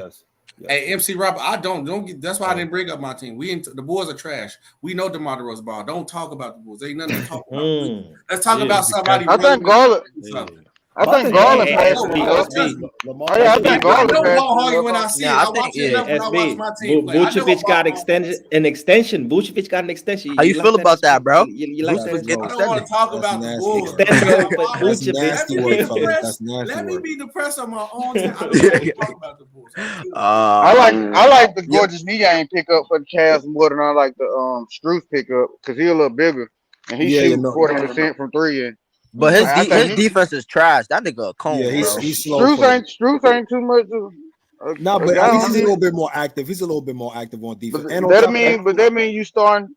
If you starting Struce, that mean your whole 3 guards is 6. No. You're not. You don't need to start Struce. You don't need to start. Yo, what about hold on? What y'all think about them drafting Imani Bates? What y'all think about him? That's a steal. What they got him. That's a steal. I believe that boy could be a dog. Facts. I think he could start. I think he could earn a starter spot on that team. I believe he gonna be a dog. Nah, he could. Listen, bro. He want to play his game. He got to come out. Hold on. Why can't he play the 3? Because his defense ain't good enough for the NBA. I think he has to work on his defense. The defense ain't good enough. The offense might not be there yet. Hold up, man. The defense of Imani Bates has been getting cooked in college, bro. This the NBA. You expect him to go out there and be on a defensive unit like Cleveland, who's defensive first, is one of the better defensive teams. We're gonna throw out Imani Bates and get cooked on that individual matchup? No. You know what I think, bro? Max Strus is a solid pickup. What's his name? Niang is a solid pickup. But at the end of the day, just like Lamont said, if Donovan Mitchell doesn't get his shit together and understand you don't have to take 25, 26 shots on this team to win, bro. You got to realize that, right? And play within yourself and let these other guys grow. Evan Mobley needs to straight up be the second best player on this team. It may be even the best player on this team for this team to reach the full potential of what this team could be, bro. Evan Mobley out here being a mid-range scorer, like he just out here playing with the big 3, looking like Kevin Garnett on the offense, just minimized in all his ways. You know what I mean? And so I think that's the case. And then Karis LeVert is way better than Max Strus. Karis LeVert is way better than Niang. I don't know why he's so inconsistent, though. He's inconsistent, bro. He is inconsistent because he doesn't have a consistent role on the team, bro. They don't have a consistent. No, bro. They will bring him off the bench. Bro, his minutes are inconsistent. The reason why, hold on. Bro, let him go, bro. Ken. He cooked himself. Why you think he don't have a consistent role? Because he doesn't give you consistent production, bro. No. Look. So that force him to get benched, bro. Hey, young Africa. Bro, young Africa, bro. Hey, bro, let him talk, bro. Let the dude in the right hand corner talk, bro. You been trying to talk, bro, at the top, bro. At the top, bro. Regulating conversation now, SFM. You running the tempo up. With the video, bro. Okay, I see you, man. He's the number one cutting off, intercepting niggas in the transition. Okay, you know that. Stop it, bro. Okay, you know that. Okay, all right. I kind of agree with this nigga. Mike is the loudest too. I kind of agree with what some Africans saying. I mean, to be fair, I mean, can Evan Mobley will be eventually be? I think Evan Mobley will be eventually the best player on that team. Maybe not now. I don't think he was ready yet to be the second best scorer on that team per se. Like he's still his defense is there, but I think it's going to take time for him offensively. But that's why Donovan Mitchell, even Garland, had to take a lot of load offensively because the other guys on the team was inconsistent offensively. You know what I mean? So I think, but adding Max Strus, another shooter, and Niang makes them offense a little bit better. You know what I mean? Maybe they don't have to have necessarily a third consistent scorer now, but they added more offensive help when it comes to their bench and stuff like that, which they did. True. Well, how tall is Darius Garland and Donovan? Ain't they both about 6'2"? Yeah, but Donovan Mitchell like a freak athlete. But Donovan Mitchell is a freak athlete, like he's got like what 7? Yeah, but still defensively, is he a freak defensive player? He's shown a lot of improvement. This season, he's shown a lot of improvement on defense. He improved. But when you have like Evan Mobley on the floor, like defense is like you have Evan Mobley on the back. Nah, come on, man, do your job. Yeah, you can't. Oh, I got Evan Mobley. Like, no, this ain't.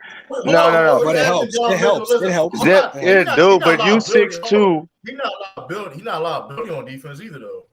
So he locking down the 6'6" shooting guards and those type of dudes. Who really locking down in this league? Like that's what I mean. He's a lot. He when it comes down to it, and he got to play against the 6'6", 6'7", the Zach LaVines and them type of wings that can score on him. It's gonna be tough for them. I just think him and Darius Garland basically damn near the same player. You got Darius Garland who can score almost just as efficient as Donovan Mitchell. So you having two little small 6'2" niggas, unless they Joe Dumars. The only ones I know who won championships like that, a backcourt like that, is the Detroit Pistons with Joe Dumars and Isaiah Thomas. Other than that, it ain't never worked. But you know what's crazy too? They had the best defense in the league at one point. Mm-hmm. That's what I was about to say. That the scheme worked. Like they was able to funnel them into the paint and then have the back line take care of it. So What happened in the playoffs? It wasn't. Yo, you know what's crazy? It was in my opinion. It was the facts. It was the offense that was laying down the defense because they wasn't scoring because. I only think like 2 of them games went in the hundreds, didn't they? No, they ran into a team that was just as good defensively. It was better Exactly. And they offense couldn't get them over the hump. Matchups got. Thank you, Lamont. Matchups got them. Hello. Facts. That's my whole point. Jalen Brunson was able to take advantage. Oh, my fault. But at the same time though, Pope, the Knicks didn't really. They had Quickly and Brunson at the guards a lot of time playing that series, so that's the same. It's equal out. You know, when you talk about the size with Cleveland. So that but see, Brunson is the dog on defense stuff. But he is a dog on defense. You talking about the Brunson? Hold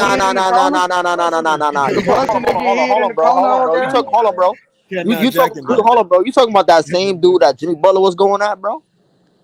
Yeah, Brunson is a dog on defense.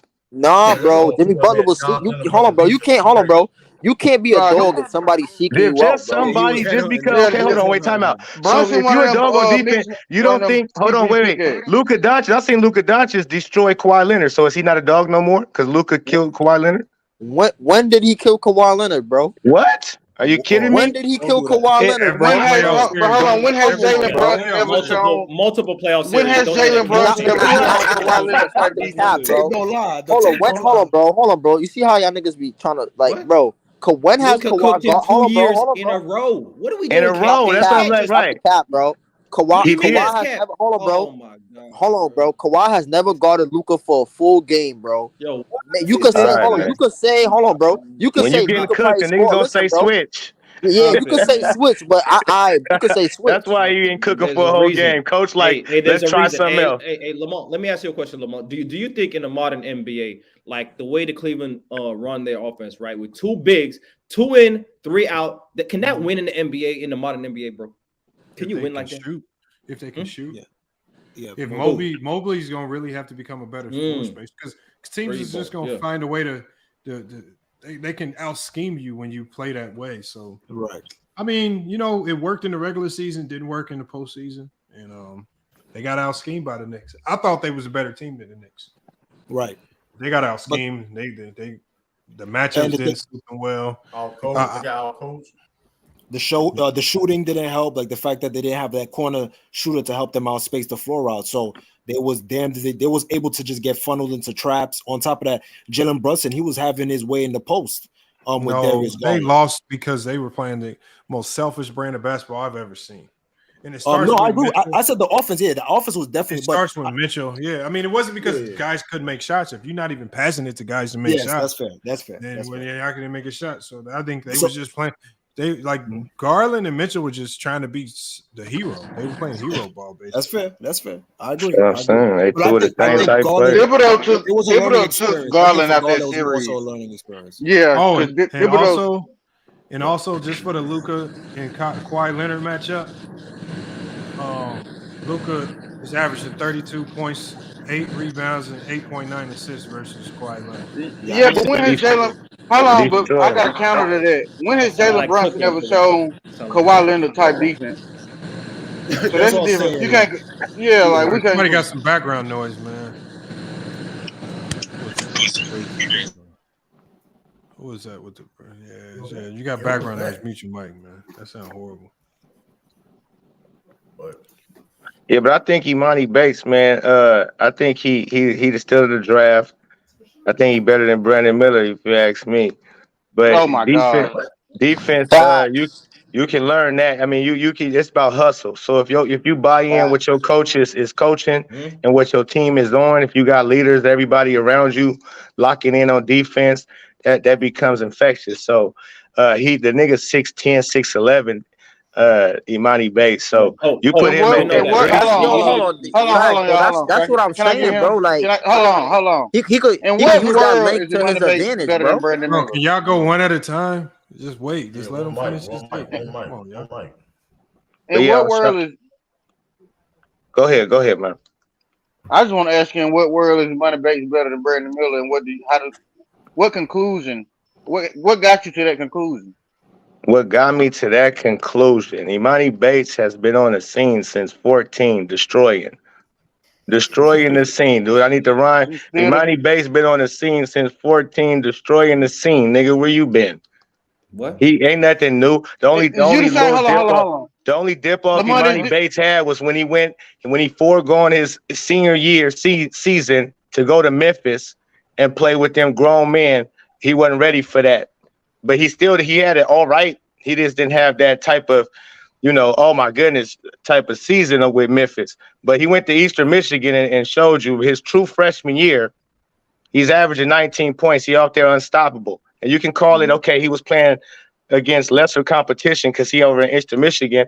He was killing Chet Holmgrens and Paolo Bancheros, all of that, all during high school. Hey, Pope, was his team winning? Was his team winning against that lesser competition when he was doing that? Nope. For Eastern Michigan? No, I mean, they was winning, I guess. I don't really know their record. So, but I don't know their record. I don't even know why he went to Eastern Michigan. It was to stay close to home. I know he was handling his business.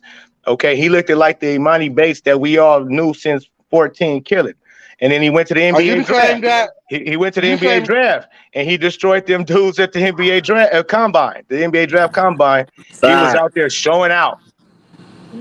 He was showing out. Underrated for real, bro. Are you the same guy that brought up LaMelo high school days in a debate? Are you the same person? I definitely did. Oh, so you care about what they did when they was sports? So okay. No, I yeah. see why you say that. What's funny? You know what's funny about that? Hold on. Let me explain something. I'm glad you brought that up. I'm glad you brought that up. Hold on.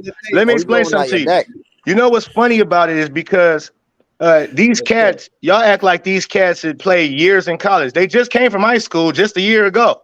So they like what they did in high school. It matters because it ain't like they did something big in college. Like you got years of them in college doing something. So yeah, you bringing up what they just did a year ago. That's kind of important. Wouldn't you think when you assessing talent? And Melo played overseas. Melo played overseas. Hold on. So Imani Bates been the same player since you seen him at 14. Correct. He been a nasty dog on the court ever since I seen him. Ain't nothing changed. He been a nasty dog. He's not athletic. He's not athletic. He's not athletic. What? Hold on. This is what. Hold on, bro. Have you watched him play? Hold on. Hey, this is what you want to judge. You want to judge Imani Bates on this right here. I think you really all you have to truly judge him on is his high school. But y'all got to think back to his junior year. When he was his junior, he won Gatorade Player of the Year over a senior, Chet Holmgren, when Chet Holmgren was a senior. And Paolo Banchero.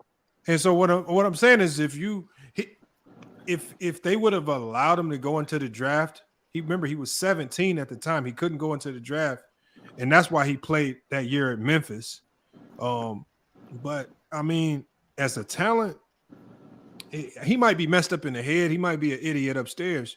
But if you're just talking about pure talent, I don't know if it's too many players in this draft that's just better than Imani Bates. I ain't gonna lie about that. And to piggyback on that too, like listen, I don't know if he's gonna start away, whatever, but I do think that he is. I mean, this draft is loaded. I mean, he could be one of the steals. You know, I mean, you got people. It's like a misconception now when it comes to second rounders now. But like now, if you've seen these drafts get more deeper and deeper, you got some second round guys that could have been first round guys. You know what I mean? Imani probably in the regular like draft would have been like a first round pick. Right. But I mean, I don't think he would. I don't think he's better than Brandon Miller though. I ain't gonna go that far though. But I mean, listen, he has especially with the player development.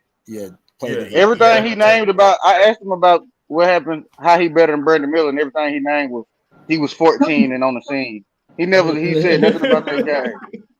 Yeah, I shouldn't. The only difference between Brandon Miller and Imani Bates is Brandon Miller was on a super stacked Alabama team. While that Imani team Bates was super stacked. What are you talking about? Alabama was stacked. They had some of the most selfish guards on the team. You talking about Donovan Mitchell and Javon Quinlan? Yeah. Man, come all he want to do is jelly. He don't pass. It's so bad that Brandon Miller had to run point guard in the tournament. Bro, Well, Lamont, looked that's my very bad in team. the tournament. That's my team, Lamont. That's my team, Lamont. He looked That's my very team. bad. Please explain to me Brandon Miller's performance. Those 3 bad, horrible, historic performances. Well, one game he just took the night off because they was playing nobody. Oh, the he other just one, okay. The other one, he like I said. Oh, I the want guards, to like that. Like I said, the guards wasn't doing nothing, so you had to worry about playmakers, shooting, and they offense when they hold on. But what you're talking about right there has nothing conducive. to do. What you're saying right now has nothing to do with if it's their end performance. The performance on how they ended the season was bad. If you remove that from out of the context, just that Alabama team, just as a team in general, they was loaded. And for the most part of the season, they was the best team in the country. A team. Yeah, I don't think they were just Brandon overall Miller loaded, just happened to be Brandon Miller just happened to be the best player on the best team. Don't mean he the best player in the country. Right. No, not at all. Not at all. And I think he a better shooter than Imani. Yeah, he's a better. I don't believe that. I think he's a better. For sure. He's a better shooter than Imani. I don't believe that. He's a better finisher around the rim than Imani. He ain't a better shooter. He's a better playmaker than Imani. That's not true. What makes you say that? He averaged 2 assists. He shot 38% from 3. He's a good passer, but playmaker, I don't know yet. I can't give him play. He's not no playmaker. I said better than Imani. You don't got to be good to be better than Imani. Imani he ain't doing nothing but shooting contested shots all game. Imani is a pure scorer, my dude. He's a pure scorer out there, and he got it however you want it. He can give it to you off the dribble, bro. He's not no 3-level scorer. Stop it. He's definitely a 3-level scorer. Yes, he is. Not no 3-level scorer. He is a 3-level scorer. Bro, he is not no 3-level scorer. Now, he ain't watched him. That's when you know a person ain't watched him. Most of his shots are step back 2 points. Most of his shots are step back 2 points. He's not getting to the rim like that, bro. What, bro? What are you talking about, bro? You never watched him, bro. Y'all talk about what he did in high school versus kids, bro. No, I ain't talking about high school in Memphis and Eastern Michigan. He also did that, sir. He also did that. That's college. Shot a whole bunch of step back threes. He averaged 9 points. He averaged 9 points in Memphis when he was supposed to be a senior. I know Lamont can't bring it up on stream, but whenever we get off stream, we can go watch the film. When he was supposed to be a senior in high school, he was in college averaging 9 points a night, right? And in his actual freshman year, he was averaging 19 points a night. And go look at how he was working. Believe you me, when people play Eastern Michigan, their whole thing was to stop Imani Bates. So he facing double teams. He facing a lot more defense of pressure. To me, I would feel like than even Brandon Miller. The SEC ain't dogs in the SEC. Is you crazy? What? SEC ain't no dogs in the SEC, nigga. This ain't football. Who was he playing SEC against? Is lame. The MAC ain't no dog. This ain't Thursday night MAC football. So what are we talking about? No, what I'm just telling you is this. What I'm saying is Imani Bates. He was the main guy on his team, right? We just said how many players Alabama had that was top dogs. You just said they was what? None. Ball hogs. You said they was ball hogs. That was the problem. Well, where's Brandon Miller leadership on saying, nigga, I'm the guy over here. Pass the fucking rock. That's what I'm saying. His game is not really like that. His game is like it's more of a catch and shoot. Like I don't really see the hype behind Brandon Miller. Like there's a lot of catch and shoot. Like he can shoot very well. Don't get me wrong, but y'all gotta chill on that. He nice. Nah, but to me, I think his shot creation needs some work. Like really, the only reason Imani Bates wasn't in the first round is because of the gun case issue and just a lot of the off the court stuff surrounding him. As a talent, the man is one of the best players in this draft. You can think, and again, I don't think he has the best people around him. I think his dad is making a ton of stupid decisions for him, and just sending them to the wrong schools, not really challenging them and all that. But as a talent, I don't know, bro. He up there. Yeah, he up there. And I think even him going with like being around LeVert, like I think LeVert has been a lot through in his NBA career. I think that's not a bad like person to like see because his game is kind of like very crafty and like you know what I mean. Like I think he could kind of work around that and learn from Caris LeVert. Yeah, but he's gonna be on a bad team. Like so the problem why I don't think is probably not gonna work in Cleveland because I don't know how Imani Bates is gonna mentally take react to everything. will react to sitting on the bench behind a ton of other guards and just learning. Yeah. And so we've seen him struggle with that. We've seen him, and then he has people in his ear, obviously wanting him on the floor. I don't know how he's gonna. I mean, I think Bones Highland had the same issue with Denver. That's fair. I mean, you gotta listen. You gonna get together or get lost. I mean, Right. You have to. I mean, it's really that simple. Like, listen, listen. You have to wait your turn, take your opportunities, get better. Listen, you already knew the situation he's put himself in when it comes to the off the court issues. You know what I mean? Now you have to deal with that. He was a second round pick. Everybody knows you have talent. Mm-hmm. Wait your turn, and like I said, you got a great example of Bones Highland. Like that, I mean, he thought he would get more time on the clock. I mean, technically he got a ring, right? Because he played for Denver for like half the season, but still, he didn't really experience that. You know what I mean? Of winning a championship because being selfish and not waiting his turn. I mean, you think that Imani averaged 19 or 19 shots a game. That's crazy. That's crazy. I mean, but do you think that he'll go? But like you said, I think Monty does has. I think he has a role in the NBA though. The man is like I said, a 6'9" guy that can score the basketball at that talent. You know what I mean? So what's he's gonna be all-star, star, whatever. I think he has a role in the NBA. For sure. You go. Yeah, because I'm trying to. Okay, like I heard about the gun case, but as far as a lot of other off the court issues, I ain't really heard about. It seemed like y'all know about a little more stuff off the court. The Memphis situation. He a hothead. The Memphis situation, him having his dad, like him having problems, like minutes and okay, righteous. I mean, I don't really call that off the court issues. That's probably just dad being overbearing a little bit. But as I think with the gun shit and so on and so forth, if Brandon Miller getting drafted, and even though he got cleared and everything, but he getting top 2, and he was involved in what he was just involved in. That like how he don't fall none in the draft. A guy who wasn't even projected to be top 2 or 3 in anybody's mock draft when beginning of the season started. Bro, and it's like, okay, so I can tell you why though, because it wasn't just Imani Bates gun case. So you got to think, he went to Memphis. As soon as he faced first time, like Tom Izzo says it best. Even Matt Painter talks about this. He said, guys that transfer is never a good look in the NBA because you always going to lose value. The guys in the NBA hate it. When you face a little adversity and the first thing you can think to do is transfer out, your NBA draft stock starts to go in the trash can from there. And that's what killed Imani Bates. He faced adversity at Memphis. He transfers out. So then we look at where he transferred to. It looks like he transferred to a school where he knew he would get all of the touches and could shoot the ball as much as he wants. Yes. And so that makes his move to Eastern Michigan look even weaker. And so NBA teams are looking at that. So I think that lowered his value. I think everybody understood he's a great talent, but I think what teams are looking at is what's going on in his head.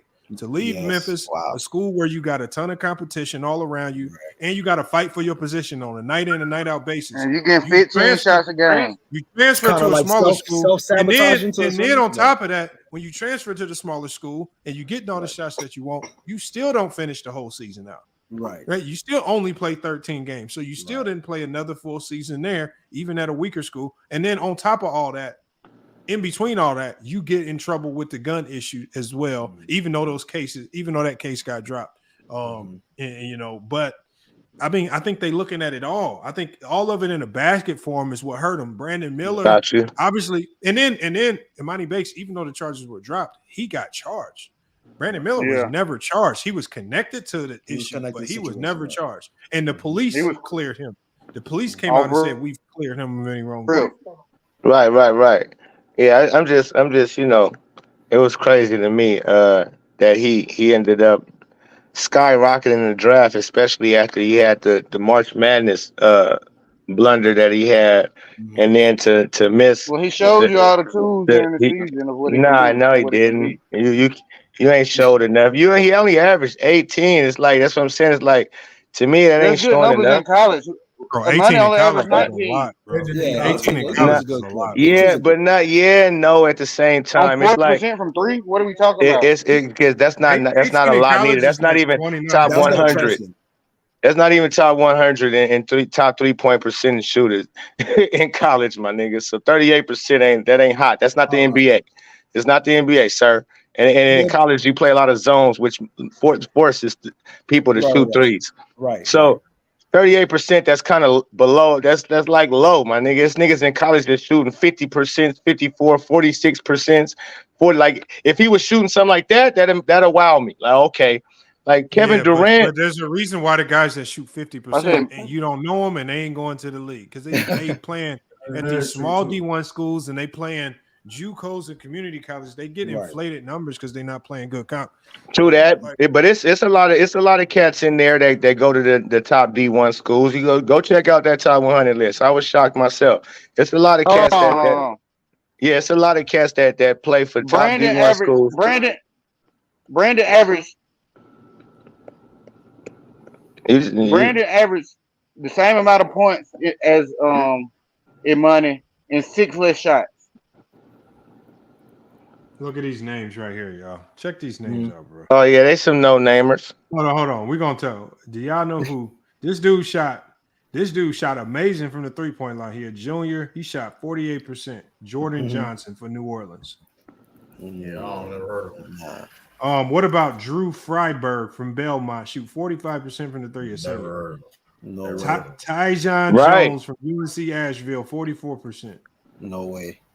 Gabe Dorsey from William and Mary. Like these dudes, like we haven't even gotten to a 5-star, 4-star recruit yet. At all. No, you will though. They We in ain't there. got to a power 5 But that's yet. my point. You ain't even got to a power 5 This yet. is my point though too. Is that in college, it's the 38%. That ain't high like that. It don't matter if it go look in the Yes, SEC. it is, You can bro. go look at the SEC and see was he a top shooter in the SEC and shit like that. Like it's cats in the SEC and the ACC that's shooting 41, 42, 44%. Hell, Lonzo Ball shot 42% from three when he was at UCLA. So it's like 38% on 8 threes a game.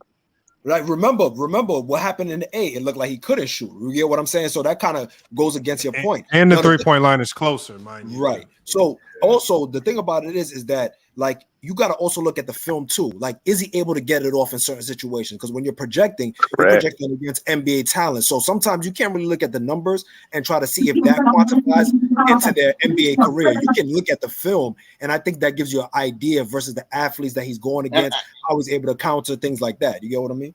And I don't think the money gonna be able to get his stuff off on NBA players. That's the biggest thing I think about the money.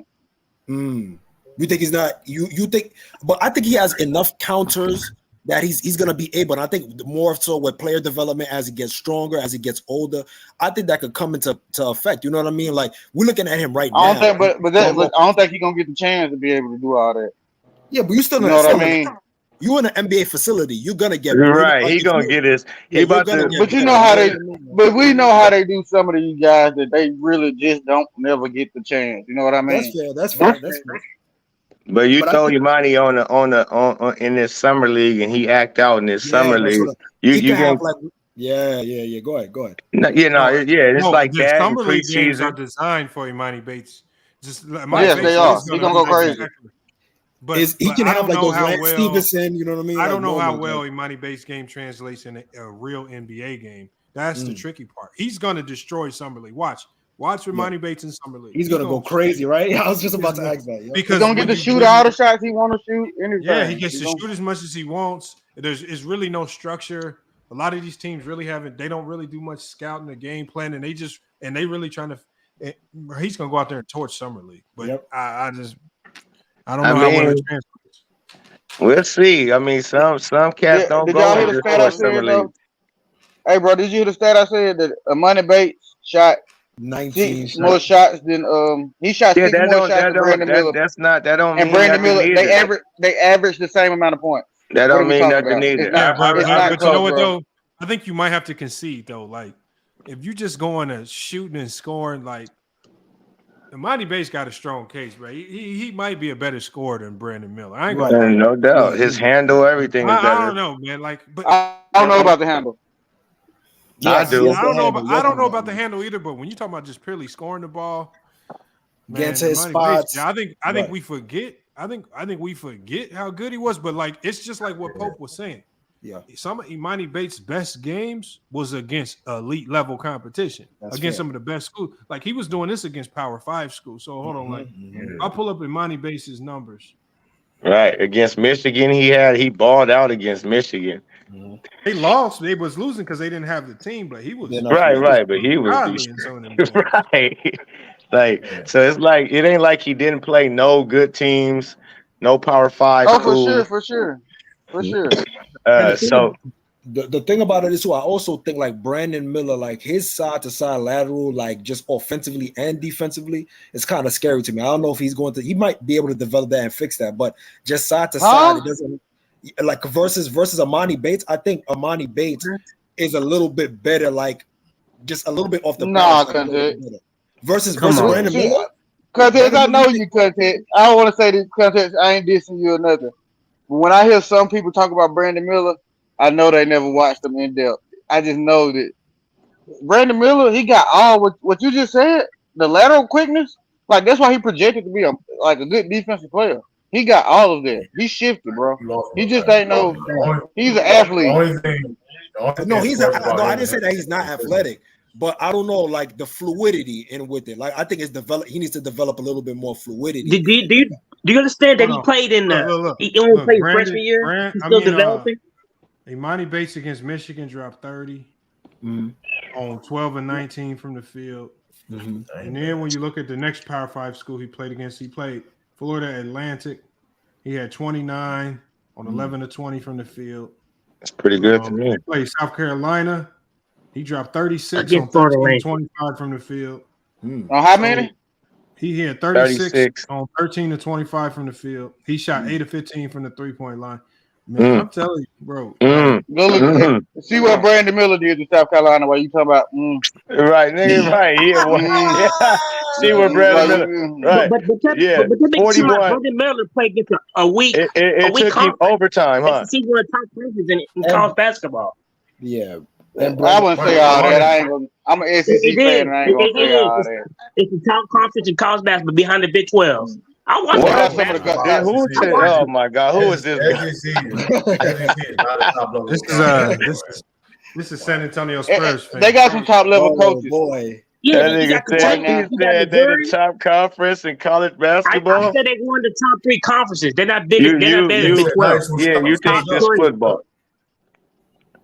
They up and coming now. We can't just yeah, they up and coming. They not nowhere. They're not that. Though. I'm not talking about football. I'm talking about basketball. I'm not talking about football. We know football's great. They're not hired some top 10 coaches for that conference. You got Rick Barnes in that conference. Frank Martin. You got Bruce Pearl. John Calipari. Come on, man. John Calipari. NATO. Bro, the SEC was trash, man. Y'all gotta stop, bro. Right, this trash for a long time, bro. Tennessee was good this year. What you talking about, bro? This past Missouri was good. Missouri was good this year.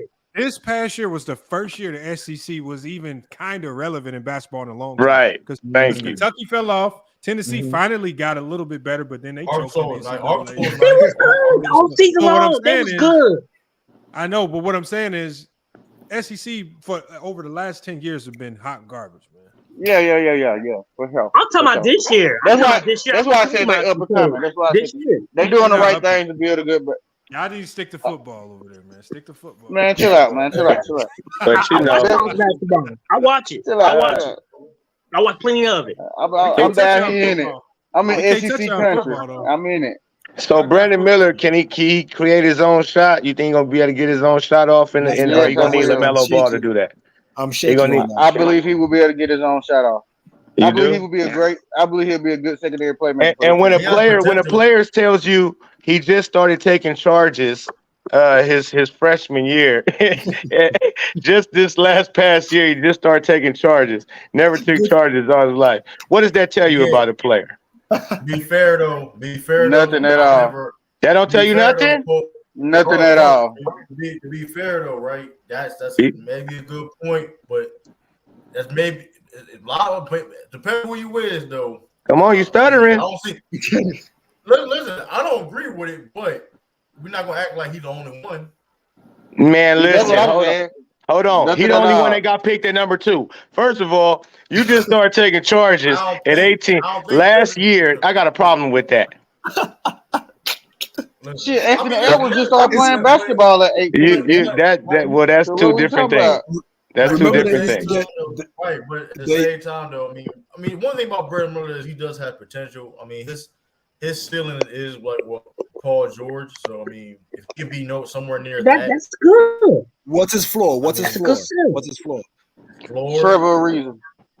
Man, please, nigga, Trevor Ariza. Who said that Trevor Ariza nice?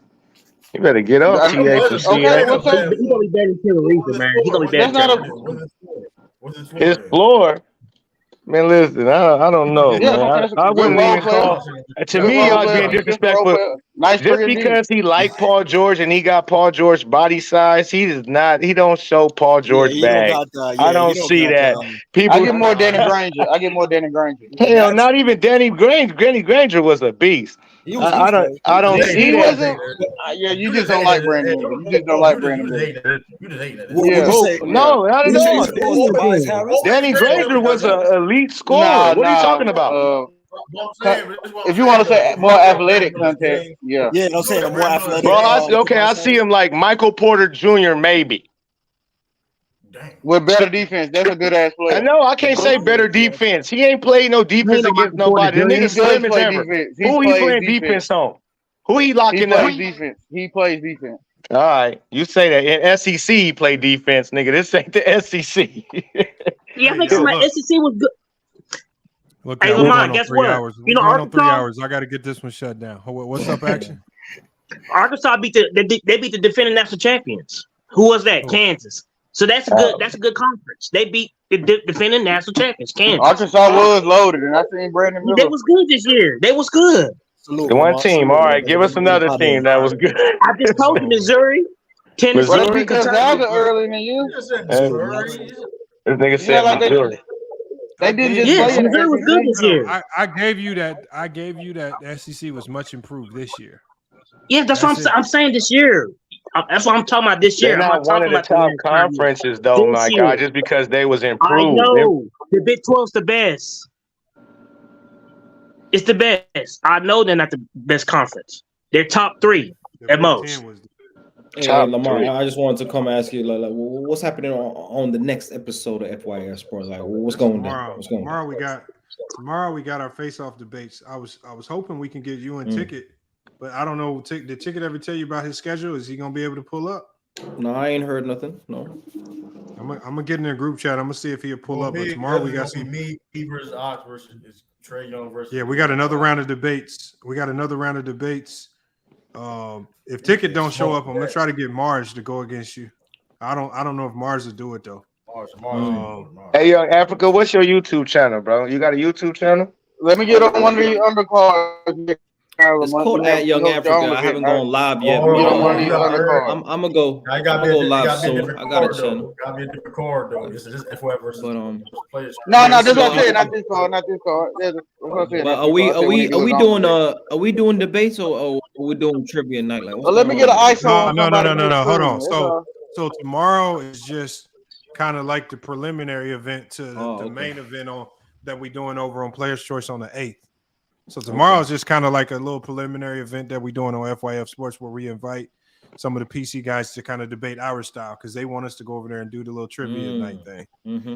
So, so we got True versus Big Ock. We got Sturdy versus Damo. We got SB versus Chill.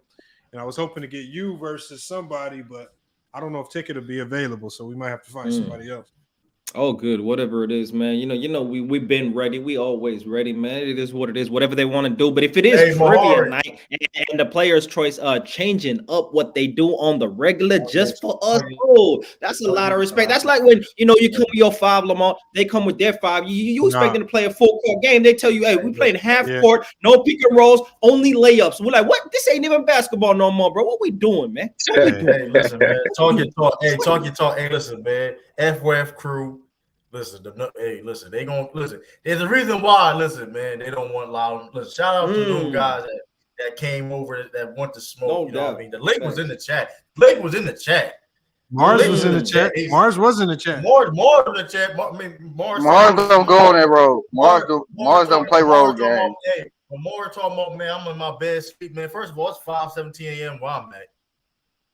Oh, no, it's about 2 in the morning where he at. It's about 2 in the morning where he at. It's about 4 a.m. where I'm at, True. It's about 4 a.m. where I'm at. What the excuse? I'm saying, though, how long I've been on the stream, though? How long been on the stream, though? So that's what I'm saying, though, man. Listen, man. Listen. They don't want to smoke. They don't want to smoke, man. It sounds like excuses to me, man. Listen, they running. We gonna show the difference. Listen, yes, we gonna show the difference. And Big Ox talking about Foxbird and Trae Young. Listen, man, I'm in my bag. I'm doing research right now. I got tabs on my laptop as we speak. I got tabs right now. True, that's a tough one. It's true, just like in some of your other debates.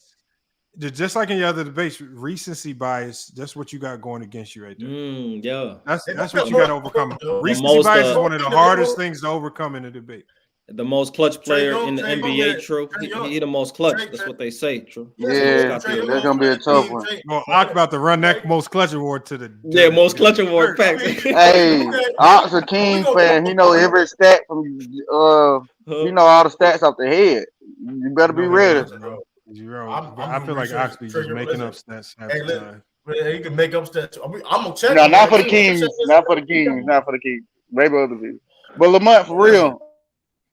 On one of them other undercards. But shout out to the FYF I'm ready community. for the smoke. Y'all need to pull up. Y'all need to pull up to PC when we pull up. Y'all need to be loud. Y'all need to let them know where we at, how we do. You need to let them know and be active in the chat, man. Shout out to the FYF. The 30th is tomorrow. Africa is tomorrow at 5 p.m. Eastern Standard Time. Okay, no problem. So hopefully we can get somebody to debate you. So hopefully we can get somebody to go up against you. Hey, Mahari too, though. Listen, hey, Mahari, listen. Mahari. I want that smoke, Mahari. You talk about you trying to skip in line. I don't appreciate that. I know you and Young Africa got a debate set up. Young Africa, you and Mahari, Africa got a debate set up. Mahari, I want the smoke. You getting put in the pedestal with no debate. We had no debate on here on this channel. Listen, y'all know you're a respectable take. I like your takes. You know what you're talking about. But when you come to this debate platform, Mahari, listen, I will smoke your boots. You see, listen, I'm number 3 for a reason. I'm number 3 for a reason, man. I'm true. Listen, man. And like I said, Big Ox.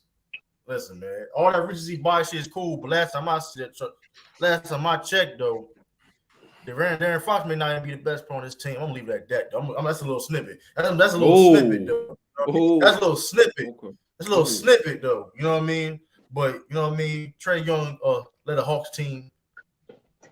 Okay, save it for tomorrow. I'm gonna leave it. I'm gonna leave it. I'm excited. I'm doing my research to speak right now. I'm doing my research. Doing my research, man. He did. You see, he skipped that. I want to do like SGI. He listen to SGA. He didn't want no parts of SGA. He didn't want no parts of SGA. Oh yeah, SGA didn't want that. Okay. I seen that in the chat. He immediately got off that one. I was ready for that. Hold up. We talk about recency bias. But they talk about to like that beam on that. You might be fighting an uphill battle against De'Aaron Fox, so you're gonna have to. Yeah, but we talking about this period careers, whatever. We ain't talking about it this season. I mean, that's gonna work for a round. He can't do that for 2 rounds. Remember, it's true. You gotta remember who you talking to. You're gonna be talking to a lot of people that vote, especially on the panel. I mean, on the chat. They don't really care about what he did in the past. They care about what he did for me now. Yeah. And Trae Young has that same what he did recency. We're gonna see. You know what I mean? So it's gonna be good one. All right, man. Hey, look, man. I think you're gonna win. How do you already know what the question? You already know what the topics, or you already made that one up between y'all? Is that what you did? No. The debates here on FYF, we doing them like normal debates. So tomorrow's just normal debates. We debating tomorrow? Is that what it is? Okay, man. I didn't know that. We got 3 debates. That's what I'm saying. I was hoping to get you and Ticket. Okay, man. Hey, tell him to pull up whoever it is, man. Ron, Fluent, what's his name? The one that be blazing up live. I forget his name, bro. The one that be lighting up, smoking on live. Like, whoever can get it, bro. You know what I mean? You might have to bring the CEO from the Euro League down, and you might have to get him cooked real quick, man. I don't know, but you gotta do something. You gotta do something, man. Hey, they can't be not enough. Players just got a revolving door of panel members, but they ain't got enough smoke to pull up on FYF and get this smoke, bro. Members, what? They got 50 members. And when we got 50, if they go wrestling, what's up? We got an anime debate too. Cartoons. They got cartoons. We can't get a 5. We can't get a starting 5 from the PC mob, bro. Is that what's happening right now, bro? What we every doing? time I go and look at the player's choice, that should be boring. That should be every time I go and view what the player's choice talking about, it should be boring. Hey, look, I ain't got nothing against PC. They do their thing. You know what I mean? They do their thing, but it just be boring. I ain't got nothing against it. It's just I like when people keep the same energy, right? When you make a platform that's based around debating, and then brothers pull up and say, hey, we want that smoke, and then you turn it into trivia night, and we out here playing bingo. I don't like that. They keep. But is it based on debate? No, is it truly based on debate? I think they debate every day. What would you call it, Loma? What would you say it is? Nah, they just be talking. They just be talking. Oh, just chatting. That's why I say it's like boring. our girl said, just chatting, man. They be chatty patties. Damn, they say KO, young athlete. Listen, man. I'm out, y'all. All right, Pope. I appreciate having me, man. FYF for life says you corny Africa, man. These people, nameless, faceless, man. I wish I would respect it if y'all hit the link and told Young Africa. Yeah, man. Facts. Let me know. I'll drop the link for King KO for KO. Let's see if he pulls up real quick. Let me know what's so corny. Well, what I say that was so corny though? Like, well, what happened? I was just holding brothers to the same standard and what they do on the daily, man. That's what they say they do. We debate, we come up, people drop their opinions, they debate that opinion. Some people disagree, and they get to it. Bro, Young Africa, did you see in the chat, man? We when Damo was talking, Damo kind of, I don't know if he knew to this circuit, but first he was all about debating, man. And then when I told him what the format was going to be, when it wasn't going to be the trivia circus, that man, boy, damn near backed out, man. He wanted no smoke with a real debate. Facts. When you gotta be quick on your feet, when you gotta actually explain your context for more than a minute at a time, and you actually gotta go into the layers. I said it get real lonely for 2 minutes if you don't know what to say. Man. The ISO, man. Listen, man. No help. No backside help. Ain't no backside help. Ain't nobody come out of the left corner of the panel going to help you. That person from the left, ain't nobody from the other side of the panel who ain't actually going to help you. It's one-on-one. Your facts.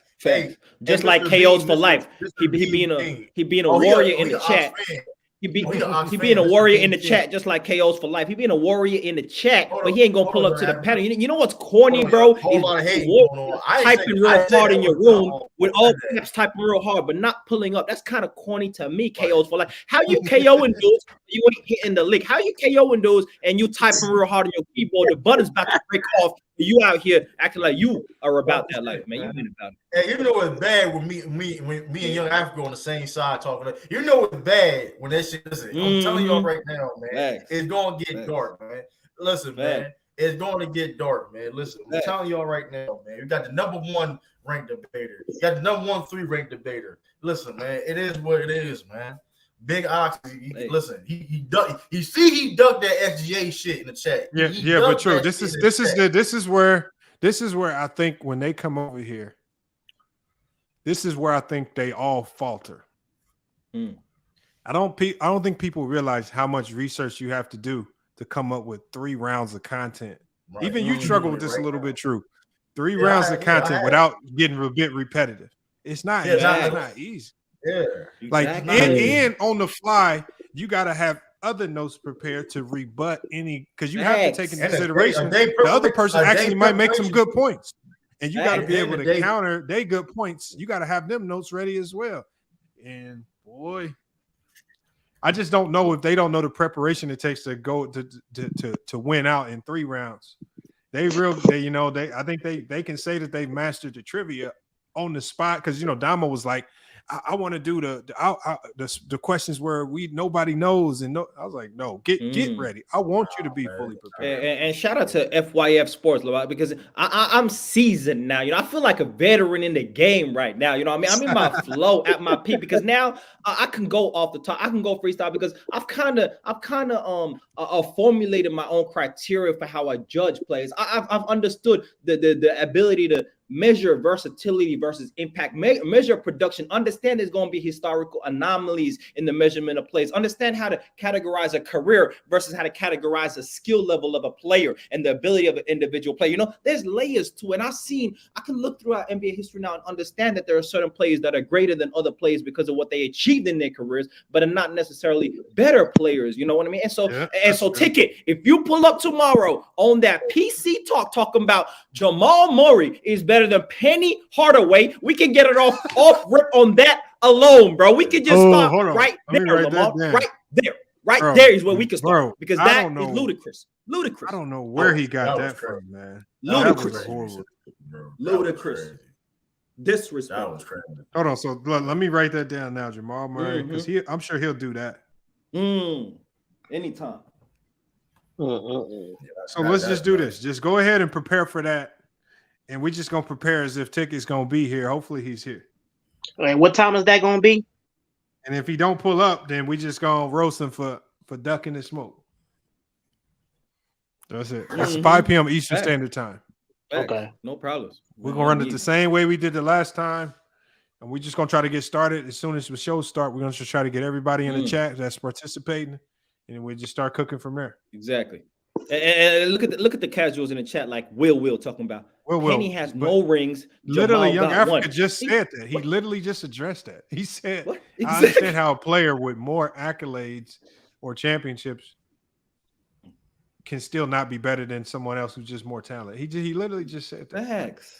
There's subtlety, nuance. Actually, Penny and Jamal is a perfect example of that, man. And if you watch Penny Hardaway in his game, he probably one of the most flashiest, skillful players of all time. If you actually watch his game, the ability in transition, that handle, bro. If you actually watch his dribble moves in the ISO situation, he was going behind the back, spin movement, doing things that James Harden has done now that we saw recently, but he was doing that in the 90s. And his ability to finish with contact against the bigs of the 90s, bro, and dunk on niggas like Patrick Ewing. Oh, my goodness, bro. Athletic, physically talented. His court vision in the transition to be able to make passes, no look, behind the back, around the head. Oh, my goodness, man. Stop it, man. Stop it. All right. Well, hey, if you pull up on Ticket Panel between now and then, let them know, man. It's tomorrow. Hopefully he got time to pull up, man. No doubt. We'll see, man. Hopefully we can get him here, man. But it should be a good one tomorrow, man. I'm gonna get it set up. I'm gonna hit y'all up in the group chat just to make sure we sure on all the details. But I think for certain we got 3 debates. No doubt, man. You know what I mean? Hey, try get a walk on, whatever PC need to do. Walk ons, red. Hey, let's do this. No, look. At Young Africa, this is what we're gonna do. If Ticket don't show up, I'm sure he gonna have some fan in the chat that really want to pull up and debate for him. Oh yeah, we can do that too. No problem. We can get a substitute or something. Like I said, Lamont, as a champion FYF, any place, anytime, anywhere, title on the line, no discrimination, bro. Anybody can get it anytime. It's all love though. Shout out to you, True. I believe in you, True. When you come prepared and you're ready, True, you a monster, True. You just do what you need to do. And come I'm doing it right as we speak. I'm doing my stuff. Good. Shout out to you, Lamont, man. I know. We'll see y'all on the next one. All right, Africa, man. All right, see you later. All right, action. All right, True.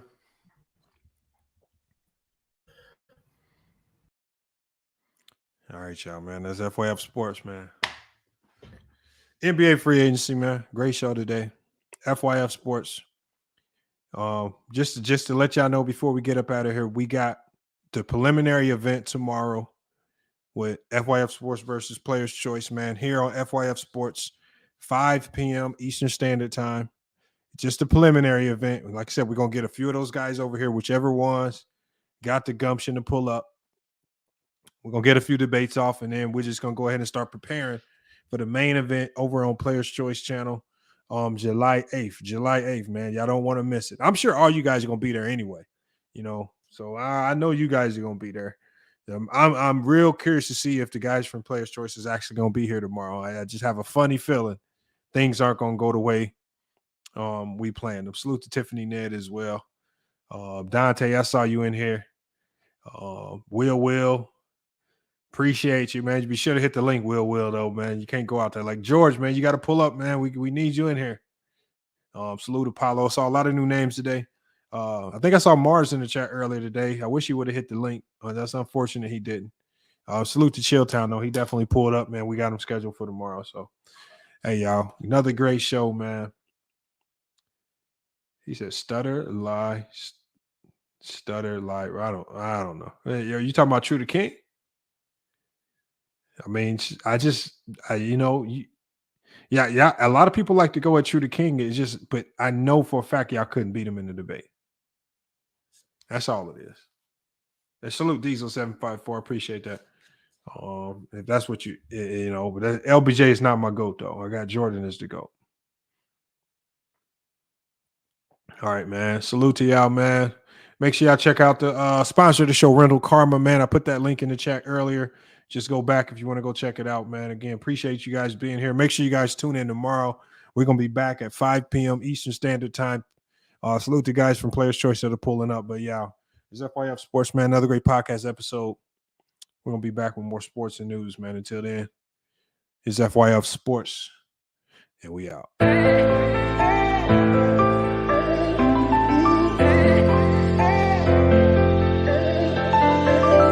Yeah, we done came from the bottom, mad that we up, but I don't hear him talking. Started with knowledge inside of my noggin. We took a dream and then we started blogging. Put my city on the map now. I'ma say how it is and I don't back down. On the road to 100K, we finna act out. We gon' show them that we not just in the background.